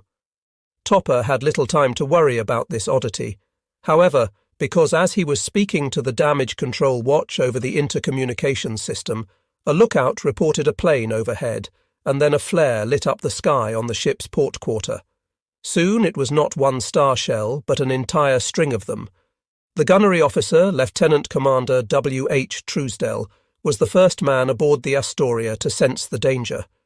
He told the bridge to order general quarters, and as he did so, the ship was lighted by searchlights, and in a few seconds the first salvo of Japanese shells bracketed the Astoria. Truesdell ordered his guns to begin firing, and the first Astoria salvo went out. As it was fired, the captain came stumbling sleepily up to the bridge and demanded that the ship cease firing. He feared they were shooting at their own ships. Perhaps the junior officers had acted hastily. This stoppage threw the ship into confusion. A minute passed, and Truesdell pleaded to the talker, "Tell the captain, sir, for God's sake give the word, 'commence firing.'" The captain realized there might be a battle on and gave the order, but the debate had given the Chokai's gunners time to get the range, and as Captain Greenman gave the order, an 8-inch shell ripped into the Astoria, starting fires amidships. By the light of these flames, the Chokai poured shells into the American cruiser, and the Astoria was firing, but not accurately. She fired 11 salvos, but managed to hit the Chokai only once, a shell that smashed into the Admiral's chart room, but did not slow down the Japanese flagship. The Astoria was rapidly becoming a hulk. Both forward 8-inch gun turrets were destroyed. The float plane amidships caught fire and burned, and the 5-inch guns were wrecked. A shell hit the bridge and killed the quartermaster at the wheel and several others. The fires created such terrific heat in the engine rooms that the Black Gang had to abandon their stations. From stem to stern, the ship seemed to be ablaze, and after 15 minutes only No. 2 turret was still operating. Lieutenant Commander W.B. Davidson aimed its guns at a searchlight and fired the ship's last salvo. A shell hit the Chokai S forward turret, but the big Japanese warship swept past. Strike 3 Allied cruisers when the American cruiser column's next ship in line, the Quincy, was the new target of the Japanese. As the Chokai devoted her attention to the destruction of the Astoria, the Ioba began firing on the Quincy. Like the Canberra, the Chicago, and the Astoria, the Quincy was unprepared for action. As the Ioba came up, she opened her searchlights on the Quincy, and in the bright light the Japanese on the bridge could see with wonder that the American ship's guns were still trained fore and aft. It was like shooting ducks in Tokyo Bay. Captain S.N. Moore had refused to listen to junior officers' assertions that the aircraft overhead for the past hour were enemy. When the searchlights came on, he ordered the guns to fire on them, then had second thoughts. What if they were friendly ships? And ordered his recognition lights turned on. Then he turned to starboard, precisely the wrong way, with an enemy shooting at him from the port quarter, and the Quincy could not fire her forward guns. That was the last error, and the Japanese shells began to hit. One struck the seaplane in its catapult and sent up a glow of flame that was as good as a beacon. The Quincy then came under fire from the Furutaka cruiser column, and after the Astoria began to sink, the Chokai also turned its attention to the Quincy. Station after station was wiped out by shells, the bridge went, and the captain was mortally wounded. The engine rooms were sealed off by flame, with no chance for the Black Gang to escape. The turrets were hit, and the small guns destroyed, and the sick bay disappeared in a shell blast. The ship was abandoned just after 2:30 a.m. in the morning, and she sank almost immediately. Strike 4 Allied cruisers, at least aboard the Vincennes the Americans were alert. At 11:45 a.m. the officers on the bridge had heard the warning from the destroyer Ralph Talbot that an enemy plane had been sighted, and Captain Reefcoal had instructed them then to exercise extreme vigilance. The warning from the Patterson that the wolves were in the fold did not reach them, but when the Japanese flares went up, Captain Reefcoal lost no time in getting to the bridge, and no time in worrying whether or not this was the enemy. General quarters was sounding, and he did not question it. As he was going to the bridge he felt 2 underwater explosions, torpedoes going off nearby, and saw gun flashes and heard gunfire. But even then Captain Reefcoal and his officers believed they were under air attack only, and at 1:50 a.m. Captain Reefcoal saw the searchlights reaching for the American cruises. He assumed they were American searchlights, and asked by voice radio that they be shut off, but his gunnery officer, Lieutenant Commander R.L. Adams, trained his guns on the nearest searchlight. A salvo fell and splashed 1/4 mile short of the Vincennes, and she fired back, and on her second salvo hit the Kinugasa. But almost at that moment enemy shells began landing on the Vincennes. At least 3 of the Japanese cruisers were attacking her. The port side of the Vincennes bridge was destroyed by a shell. 12 shells knocked out most of the small guns. Captain Reefcoal turned hard right and ran into 3 torpedoes from the Chokai. The fire rooms and the engine rooms were filled with smoke, and steam began to plume up from ruptured pipes and valves. A torpedo struck the No. 1 fire room and killed every man. Communications went out as the power failed. The captain, seeing 2 searchlights on the starboard side, mistakenly assumed they were friendly and ran up the American colours. The Japanese cruisers, mistaking the flag for that of a United States admiral, redoubled their shelling. By 2:10 a.m. the Vincennes guns were all silent. None remained that could be fired. The Vincennes was listing to port, and Captain Reefcoal was wondering if the moment had come when he should give the order to abandon ship, when the Japanese suddenly ceased firing and moved off, but the Vincennes was finished. She lingered a while, dead in the water. Most of the living got off and began to swim, paddle or float, clinging to jetsam. Then the Vincennes sank. Strike 5 Allied cruisers when the destroyers of the American Northern Group milled about, not able to ascertain the pattern of movements of the American cruisers, and therefore unable to help much. The Wilson saw the flares and was alerted, and then watched the Japanese column illuminate and attack the American cruisers. She opened fire, shooting at the searchlight 5 miles away. The shells did not hit anything. The Japanese threw a few shells at the Wilson, but were too busy with the destruction of the cruisers to pay much attention to her. She nearly was wrecked in a collision with the destroyer Helm, which suddenly appeared out of the darkness. The captain of the Wilson rang up full speed, turned hard left, and barely passed clear. The Helm's captain did not realize an action was in progress until he saw the American cruisers illuminated by the Japanese searchlights and burning. At 2 o'clock, the Helm went rushing off in pursuit of a ship, and discovered it was the United States destroyer Bagley. The Japanese were crowing over their victory, and they grew careless. The Chokai turned, but the others did not follow, and Admiral Mikawa had to run after them like a small boy chasing his peers. Just then, the burning Quincy, very near the point of sinking, hit the flagship with 2 shells. One wiped out the chart room, and the other smashed the deck near the aviation crane.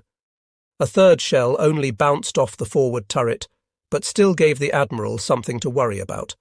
Mikawa did not like taking punishment, so he ordered his captains to withdraw, and the Chokai column formed up and again, and sped off at 35 knots. The Furutaka column headed homeward and crossed the path of the destroyer Ralph Talbot. When the Japanese came down around Savo Island, the Ralph Talbot was on the other side of the Sound, near Florida Island, and thus missed out on the original action. Her bridge watch heard the Patterson's first warning call unlike the other ships, and she went steaming southwest at 25 knots to try to catch the invaders.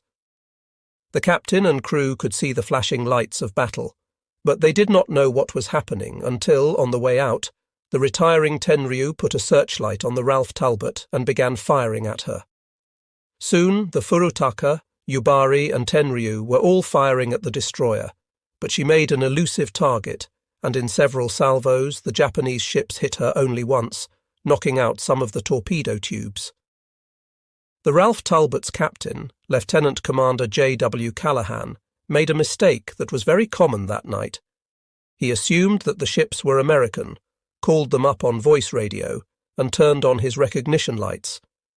But the call was answered by the Japanese cruiser Yubari, which turned its searchlight on the Ralph Talbot's bridge and began firing more rapidly. On the third salvo, the Yubari got the ship's range, and the shells began to cause damage. The chart room, gun control system, the wardroom, and a 5-inch gun were all destroyed or partly destroyed. The Ralph Talbot launched 4 torpedoes that did no damage and then ducked into a rain squall. The ship was burning and listed 20 degrees to starboard, and by this time Admiral Mikawa's column had reached a point north of Savo Island. Until now, the admiral could be forgiven for not accomplishing his primary mission, which was to destroy the transports off the beaches. He had, to understate the case, been a busy man, but he was heading away from the transports, and the decision had to be made. Should he move back in and destroy them, or should he go home to report a phenomenal naval victory? His staff estimated that they had sunk 7 cruisers and 5 destroyers, and he decided to retire, and the United States transports were saved. Off Guadalcanal, the Allied Defence Force was in shambles, and the American and Australian navies had lost more than 1,000 men killed and 700 wounded. The Canberra was dead in the water. Her crew fought fires that blazed fiercely in spite of a heavy rain. Ammunition was exploding aft, which kept the destroyer Patterson, which had rushed to her aid, from coming in to assist her. After an hour, the Patterson managed to get alongside and pass over hoses and pump for the survivors, but it was too late. Admiral Turner ordered the ship either to join up with the transports or be destroyed. He was already planning to move out before the expected air and sea attacks of the daylight hours began. Since the Canberra could not move, she had to be destroyed, and the destroyer Ellet torpedoed her. The crew of the Canberra was rescued by the destroyers Patterson and Blue. The Patterson then went off and was nearly sunk by the Chicago, whose nervous captain at this point opened fire on anything that moved. But the destroyer and the battered cruiser managed to identify one another before the matter became serious. Luckily, their gunnery was not accurate, so neither was hurt by the other. Before daybreak, the Quincy and the Vincennes sank. The Astoria lingered on until noon of August 9, and then, despite heroic measures to save her by fighting fires and plugging holes, a magazine exploded, and she sank. The Ralph Talbot, although sorely damaged, managed to limp into Tulagi. The Japanese retired from the scene at high speed, because Admiral Mikawa was certain that as dawn came, so would the carrier planes, searching for him, but he did not reckon with the timidity of the American air commanders. Admiral Fletcher had retired before getting permission from Admiral Gormley, but 12 hours later, when he still did not have permission to quit, he apparently decided there were worse dangers than the enemy, and he headed back toward Guadalcanal. At 3 a.m. he received a report of surface activity in the Guadalcanal area, but he was too far away to do anything about it even if he had wished. Captain Forrest Sherman of the carrier. Wasp asked Rear Admiral Lee Noyes, the flag officer aboard his carrier and commander of the task unit, for permission to steam northwest at high speed until he reached launching distance. The Wasp's air group was one of the few in the Naval Air Force that had been trained in night operations. Admiral Noyes refused. A few minutes later, Captain Sherman asked permission again, and again it was denied. And still one more time Sherman pleaded, but Admiral Noyes, knowing Fletcher's state of mind, would not even forward the request for his decision. At 3:30 a.m., the long-delayed permission for Fletcher to retire came from Admiral Gormley, and Fletcher turned the force around again and fled south, away from the enemy. And on the morning of August 9, Admiral Turner had all the bad news. Earlier, in the conference with General Vandergrift and Admiral Crutchley aboard the flagship Macaulay, Turner had indicated that, since Fletcher had deserted them, he must get the transports out of the dangerous Guadalcanal waters before the next day's expected air attacks began. But on the morning of the 9th, surveying the carnage and wondering why the Japanese had left the transports untouched, Turner made the bold decision to remain in place at least for the day, so they could unload more supplies. General Vandergrift came aboard the flagship again, and they agreed that the transports would have to move out later that day. In the interim, a message came from Admiral Gormley ordering all surface ships out of what the sailors now called Iron Bottom Sound. Admiral Gormley also warned that the Marines would have to be prepared to repel Japanese reinforcements that were on the way. When General Vandergrift had that information, knowing that his men were likely to be short of supplies before the transports could return from Noumea, he ordered the Marines to go on the defensive. They would restrict their activity to patrols and shoring up defences against attack from the sea. So, on the evening of August 11, as the transports pulled away from the shore, 11,000 Marines on Guadalcanal and 6,000 on Tulagi were stranded. They had enough ammunition to last perhaps a week of heavy fighting. They had food for 37 days, and they had no air cover, no supply train, and no naval protection. The men ashore knew that a naval battle had occurred that night, but it was 2 days before they had the rumour that it had been a stunning defeat for the Allies. The fact that they were ordered to hold, place the main line of resistance on the beach and keep the reserve forces inland indicated that Vandergrift expected attack from the sea, but that is all the men really knew. Around the perimeter they flushed a few Japanese. Some snipers inflicted casualties, but were usually hunted down and shot. As of August 10, the Marines began to sweat out a counter-invasion by the enemy, and the tension grew. But the Japanese were not ready to follow up immediately on their victory. There were no air attacks, no enemy reinforcements appeared, and no warships except submarines moved in the slot, and these contented themselves with shelling small groups of Americans and small boats crossing from Guadalcanal to Tulagi. On the morning of August 9, Admiral Mikawa was worried enough about probable attack by American carrier planes that he ordered his cruisers into the rough circle of anti-aircraft disposition. The damage reports showed that the Chokai had only the chart room damaged, the Aoba had lost a set of torpedo tubes, the Kinugasa had a storeroom flooded when a shell went through the hull and had suffered steering damage, and the Kako had lost a float plane and its crew. All the ships had shrapnel and machine gun damage, but only 58 men had been killed and 53 wounded. When Admiral Mikawa reached Bougainville, the 4 heavy cruisers Furutaka, Kinugasa, Aoba and Kako were sent to Kavieng for repairs. The Chokai, Tenryu, Yubari and the destroyer Unagi went to Rabaul, and the groups parted company. On the afternoon of August 9, an Australian Hudson scout plane found and followed the Furutaka group but stayed out of gunshot. The pilot's report brought no Allied action on the surface because the Japanese ships were too close to their own bases, but the next morning the American submarine S-44 discovered the squadron. The 4 cruisers were steaming in the box formation, protected by a single aircraft. The captain of the submarine, Lieutenant Commander John R. Moore, decided to attack, closed in despite the patrol plane, and fired 4 torpedoes. Kako was hit and sank within a few minutes, carrying down many of her crew. When Admiral Mikawa stepped ashore at Rabaul, he was greeted by a special message from Admiral Yamamoto, congratulating him on his victory, but also reminding him that he must make every effort to support the land forces of the Imperial Army, which are now engaged in a desperate struggle. Mikawa may have gotten the hidden message, and privately, Yamamoto was furious with his subordinate for failing to carry out his primary mission of destroying the transports off Guadalcanal. Until Admiral Mikawa made his report, Admiral Yamamoto had not known the strength of the enemy in the area, and Mikawa exaggerated, but his story was an antidote for a more ridiculous tale.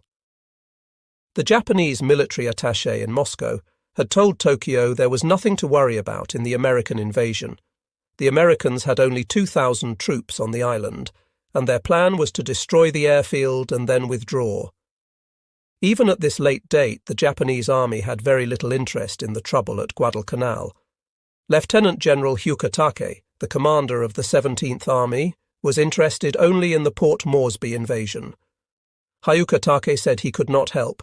He had no orders from Tokyo, and on August 10 the fleet hastily organised a very small force of 300 Navy riflemen and 100 troops of the 5th Sasebo Special Naval Landing Force and sent them to Guadalcanal.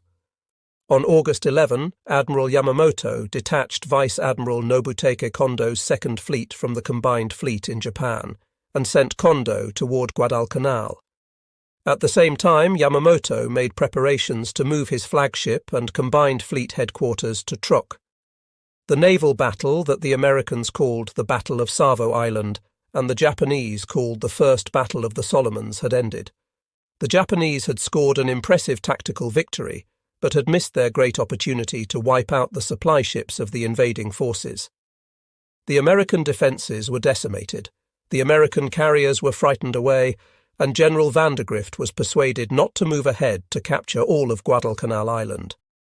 If he had been given supplies, he could have done in a day or two with his 17,000 men against the few hundred Japanese naval troops and the 2,000 labourers who remained on the island.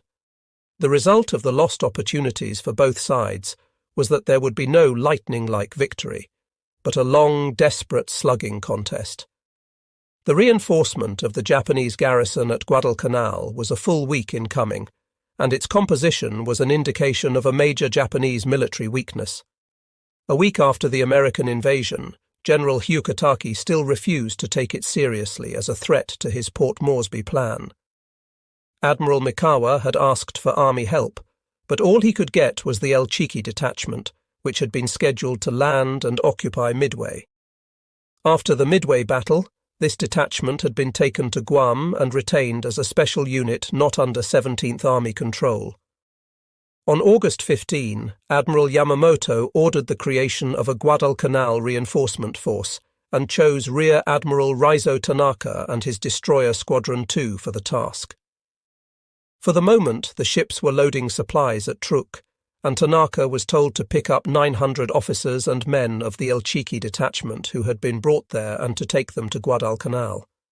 From the first, Tanaka was indignant. He could not understand how combined fleet could expect to do anything with fewer than 1,000 riflemen and no heavy equipment, bamboo spear tactics, he called them. Admiral Yamamoto and the Navy in general knew a good deal about the United States and Americans, but the reverse was true of the Imperial Japanese Army, particularly in the South Pacific.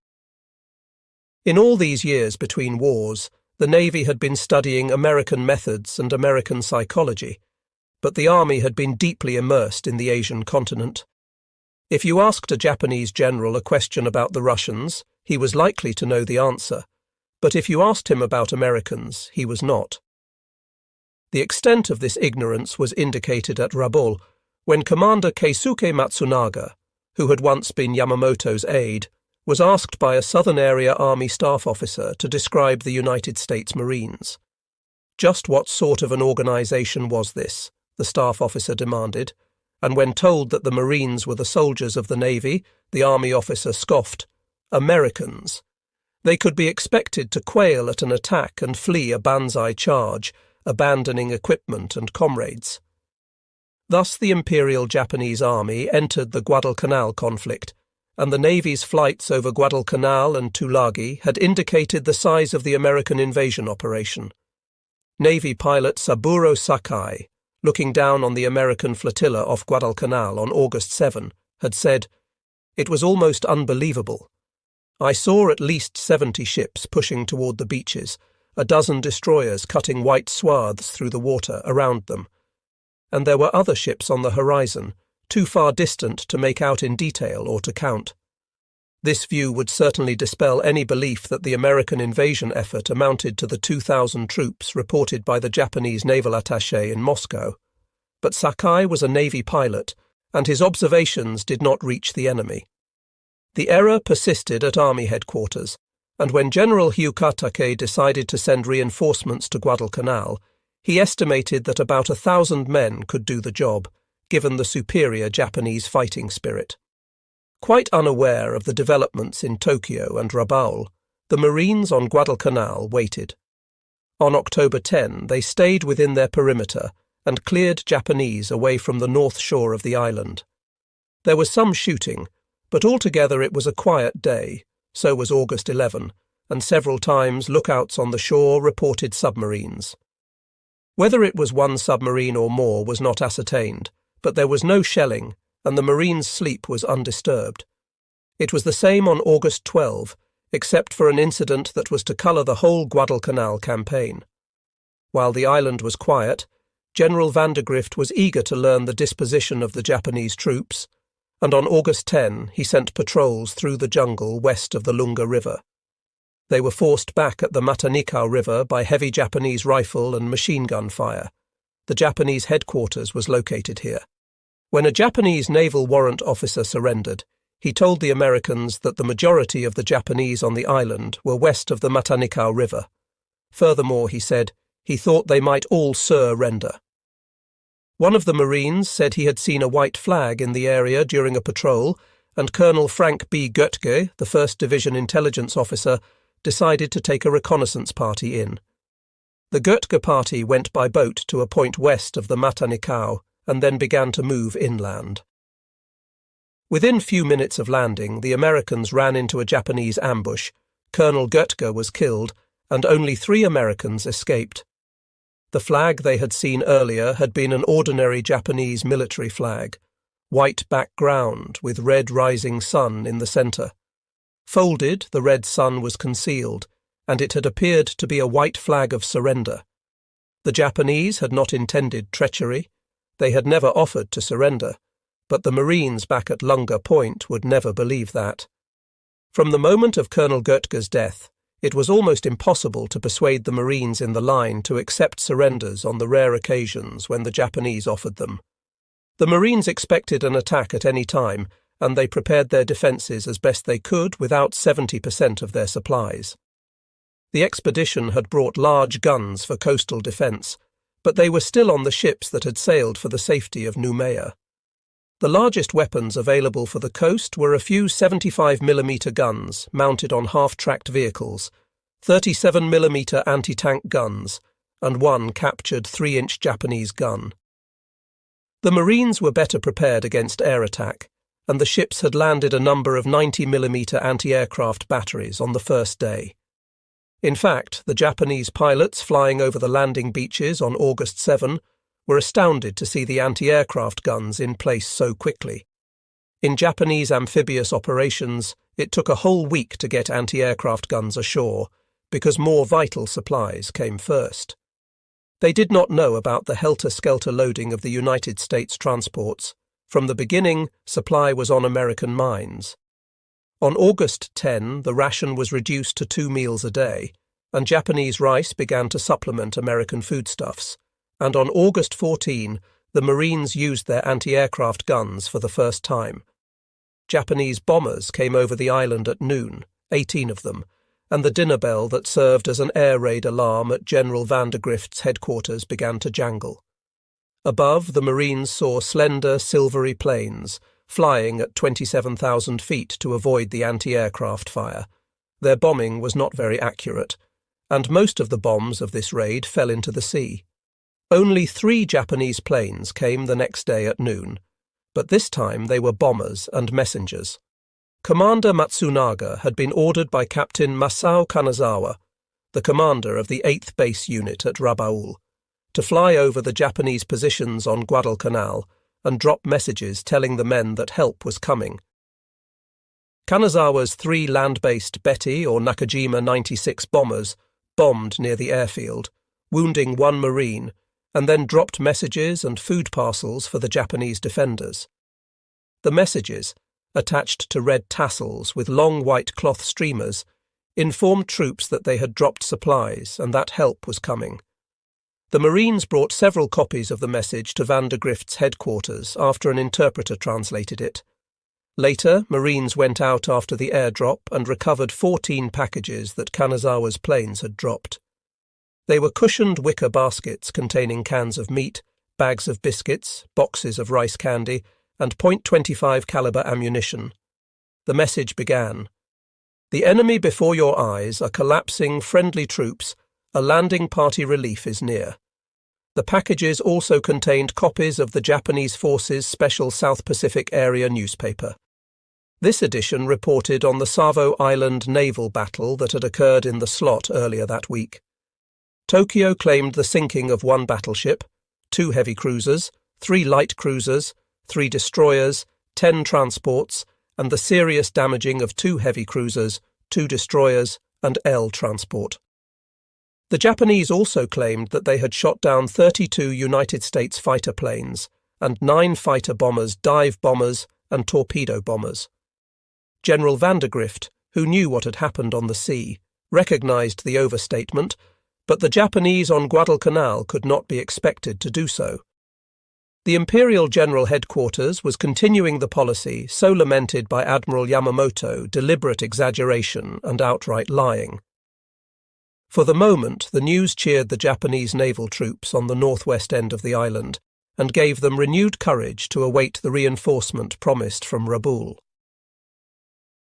That night of August 14, the scuttlebutt rumour started its rounds among the Marines. The enemy was winding up to deliver a smashing counterattack. The tension among the Marines grew by the hour until night ended and another day began. On August 15, the Americans had their first resupply since Admiral Turner's transports had left them 5 days earlier. The destroyer transports Calhoun, Gregory, Little and McKean brought in loads of aviation gas, bombs and ammunition. Admiral Turner was trying to make Henderson Field ready for aircraft. The passengers included Major Charles H. Hayes, who would be operations officer for the field, and Ensign George W. Polk and 120 mechanics to service the planes that were expected at any moment. The Marines then set to work to lengthen the field by 1,000 feet, but there was nothing they could do about the mud. What mud it was, viscous, clinging stuff grey-brown that clung to the men's boots and swallowed trucks up to the hoods. On August 12, an amphibious Catalina flying boat had made the first landing, and there were many pointed remarks about the nature of the plane it took to land on Henderson Field. But General Van der Grift insisted that the field was ready for use as long as the weather was dry. The Americans were not the only ones using destroyers for transportation. On the night of August 15, 1,000 soldiers of the Imperial Japanese Army boarded 6 destroyer transports at Truk and headed for Guadalcanal.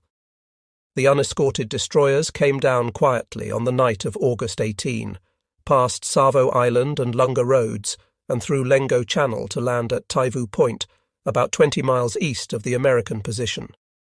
Colonel Kiyonao Ichiki, the commander of the unit, still believed there were only 2,000 Americans on the island. With the 5th Sasebo Special Naval Landing Force troops, Japanese Marines, who had landed at Tassafaronga, and the existing garrison bivouacked in the Matanikau River Basin, Ichiki expected to work a pincers movement. He would move westward toward Lunga Point, and they would squeeze the Americans between them. The Japanese destroyers were so contemptuous of the American defences that they stopped to bombard Guadalcanal and Tulagi harbour after landing the troops. They shelled the airfield without effect, and they destroyed a landing craft that was running between Tulagi and Lunga Point. They bombarded the Tulagi docks. By the time they began to move in leisurely fashion up the slot, it was daybreak, and the Army's B-17s from Espiritu Santo had been informed of their presence. The big bombers attacked and scored 1 hit on the destroyer Hagikaze. She and the other ships moved leisurely no more but dashed back to Rabaul. The Americans first became aware of the Japanese reinforcements on Guadalcanal when Maji Martin Clemens, the Guadalcanal district officer, showed up at Vandergrift's headquarters with 60 members of the Solomon Islands Defence Force. The islanders proved invaluable to the Marines in tracking, and on August 19 led a patrol under Captain Charles Brush to one of Colonel Lechiki's units. The Japanese were moving west in a column without regard to patrol vigilance, and the Marines ambushed them and killed 31 of the 34 men. Examination of their equipment and belongings showed that they had landed recently. They had maps of the Marine positions, although they did not seem to have any conception of the Marine strength on the island. The Marines dug in along the bank of the Tenaru River, which ended at the mouth in a dry sandbar.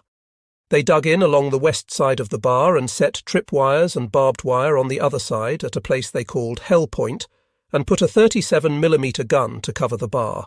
On the evening of August 20, the Japanese began moving from the east toward the Tenaru. They gathered in the thick jungle and waited. As the hours drifted by, the Marines waited on the west bank of the river. Midnight came, and the jungle was still silent, and 1 o'clock came on the morning of August 21, and still no action. But at 1:30 a.m. the Japanese launched an attack. 200 Japanese came storming up to the tripwire, the soldiers with their bayonets fixed, hurling grenades ahead of them, the officers swinging their long samurai swords. This sort of attack had paralysed Allied troops in the jungles of Malaya and Burma, but the Marines turned their rifles and machine guns on the wire, and the Japanese began to fall.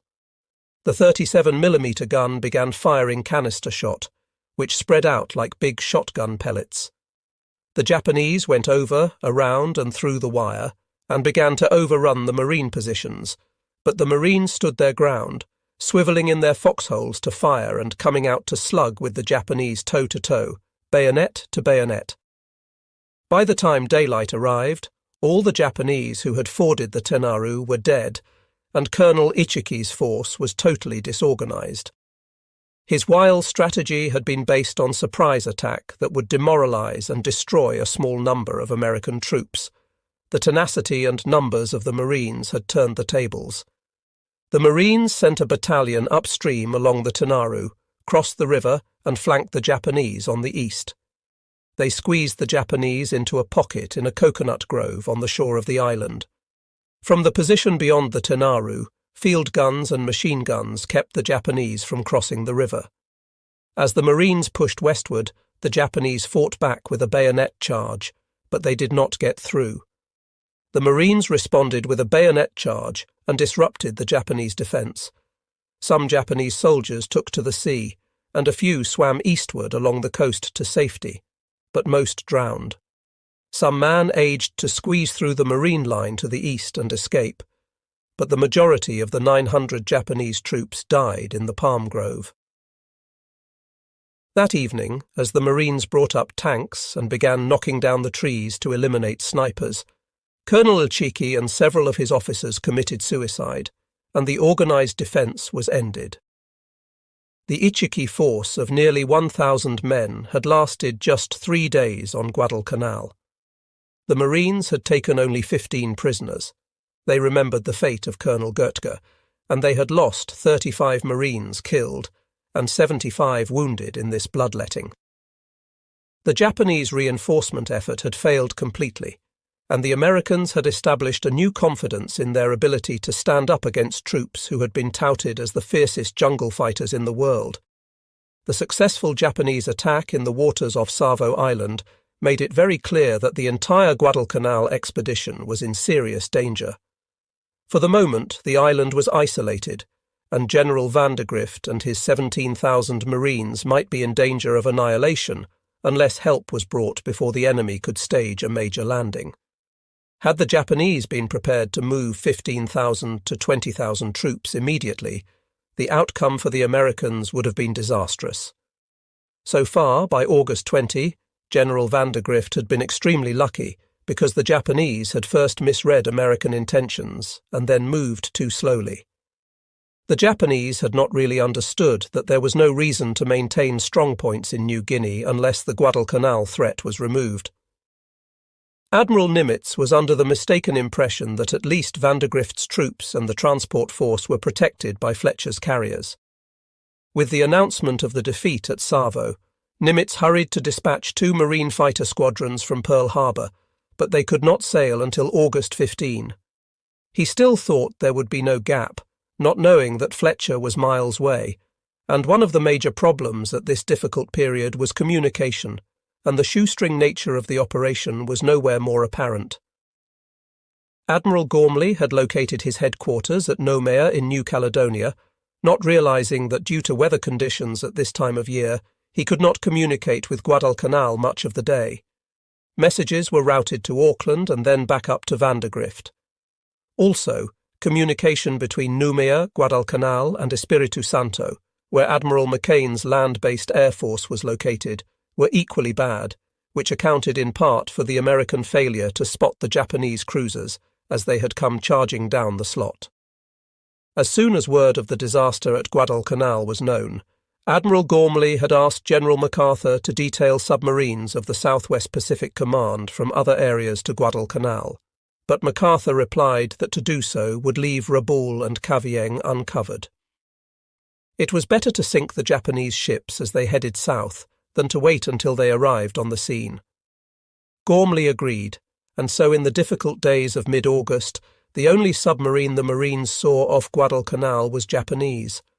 So were the aircraft that hovered above the Green Island in the second 10 days of August. The Japanese had been hit hard by the anti-aircraft guns and the fighters from the carriers during the initial landings on Guadalcanal. When Admiral Yamamoto had realized the Americans were on the island in force, he had sent Vice Admiral Nishizo Tsukahara, commander of the 11th Air Fleet, down to Rabaul to take direct charge of operations. On August 10, the Admiral discovered that he had only 22 bombers and 17 fighters in operational condition. Those first 2 days of raiding from distances that were too great for effective operations had cost the command heavily in planes and experienced pilots. Pilot Officer Sakai, for example, who was one of Japan's greatest flyers at that point, was so badly hurt in that first day's operation that he was invalided back to Japan for many months. But since the Americans had absolutely no planes in the sky above Guadalcanal, Admiral Tsukahara's force was significant and useful. On August 11, half a dozen Zero fighters flew over the island, looking for American planes. They found none, but they did get a good look at the work the Marines were doing below to lengthen the airfield, and they interrupted construction with a series of strafing runs. They went back to Rabaul to report on the activity, and the next day 3 twin-engine Betty bombers flew over to take pictures. On August 13, the weather was too foul for flying, and Henderson Field became a soggy morass of mud, a matter of concern to the Marines, who wondered how any planes could ever operate here, and on August 14 a flight of 3 Bettys photographed the field. They had a good respect for the Marines' 90mm anti-aircraft guns, and they stayed high, out of range. On August 16, Commander Matsunaga came over with his food drop and leaflets to cheer up the Japanese soldiers on the ground. Since there was no opposition, and a few planes were coming into Rabaul every day from Truk, Admiral Tsukahara ordered a bombing raid on August 18. 8 Bettys came in to bomb, and were so determined that they risked the fire from the 90mm guns. They did bomb and created huge craters in the field, but the Marines had the satisfaction of damaging 5 of the bombers. The true import of the debacle at Savo was slower in moving up the United States chain of command than the news of the landings was among the Japanese. Admiral Turner did not arrive at Noumea with the transports until August 14, when he gave Gormley his report, which was sent on to Nimitz. So when Gormley turned about after his rejection by MacArthur to ask Nimitz for submarines, Pearl Harbor was not fully aware of the need for desperate measures, and Nimitz refused. On August 12, Admiral McCain reported that one of his pilots had managed to land a PBY amphibian on the Henderson Field runway, which had been lengthened to 3,600 feet. He suggested that planes could be moved in, but Gormley had no planes. From MacArthur he might have borrowed a few B-17s, but the runway was too short for them, or some P-40 fighters. But their maximum operational altitude was 15,000 feet, and the Japanese had been bombing from 17,000 feet. The escort carrier Long Island was en route to Guadalcanal, carrying marine pilots and planes, but the captain of the Long Island informed Admiral Gormley that many of the marine pilots were so badly trained that it would be murder to send them into combat. No one could blame them. Their unit, Marine Air Group 23, had been organised on May 1 at Iwa Field, west of Pearl Harbor, and the 2 squadrons of fighter pilots had been given Brewster Buffaloes, slow, old-fashioned aircraft that had not been able to stand up to anything the Japanese had put in the air in the past 6 months. The 2 bomber squadrons were slightly better off, flying SBD-2s, but these were already obsolete by 2 generations. This unit had been selected for the Guadalcanal air mission in July. The Buffaloes had been replaced by Grumman F-4Fs, but there had been little time for training. Many of the pilots brought in to fill up the squadrons were fresh from flying school, and the hottest aircraft they had flown were advanced trainers. This was scarcely adequate training for pilots who were going to meet some of the most experienced flyers in the Japanese Navy.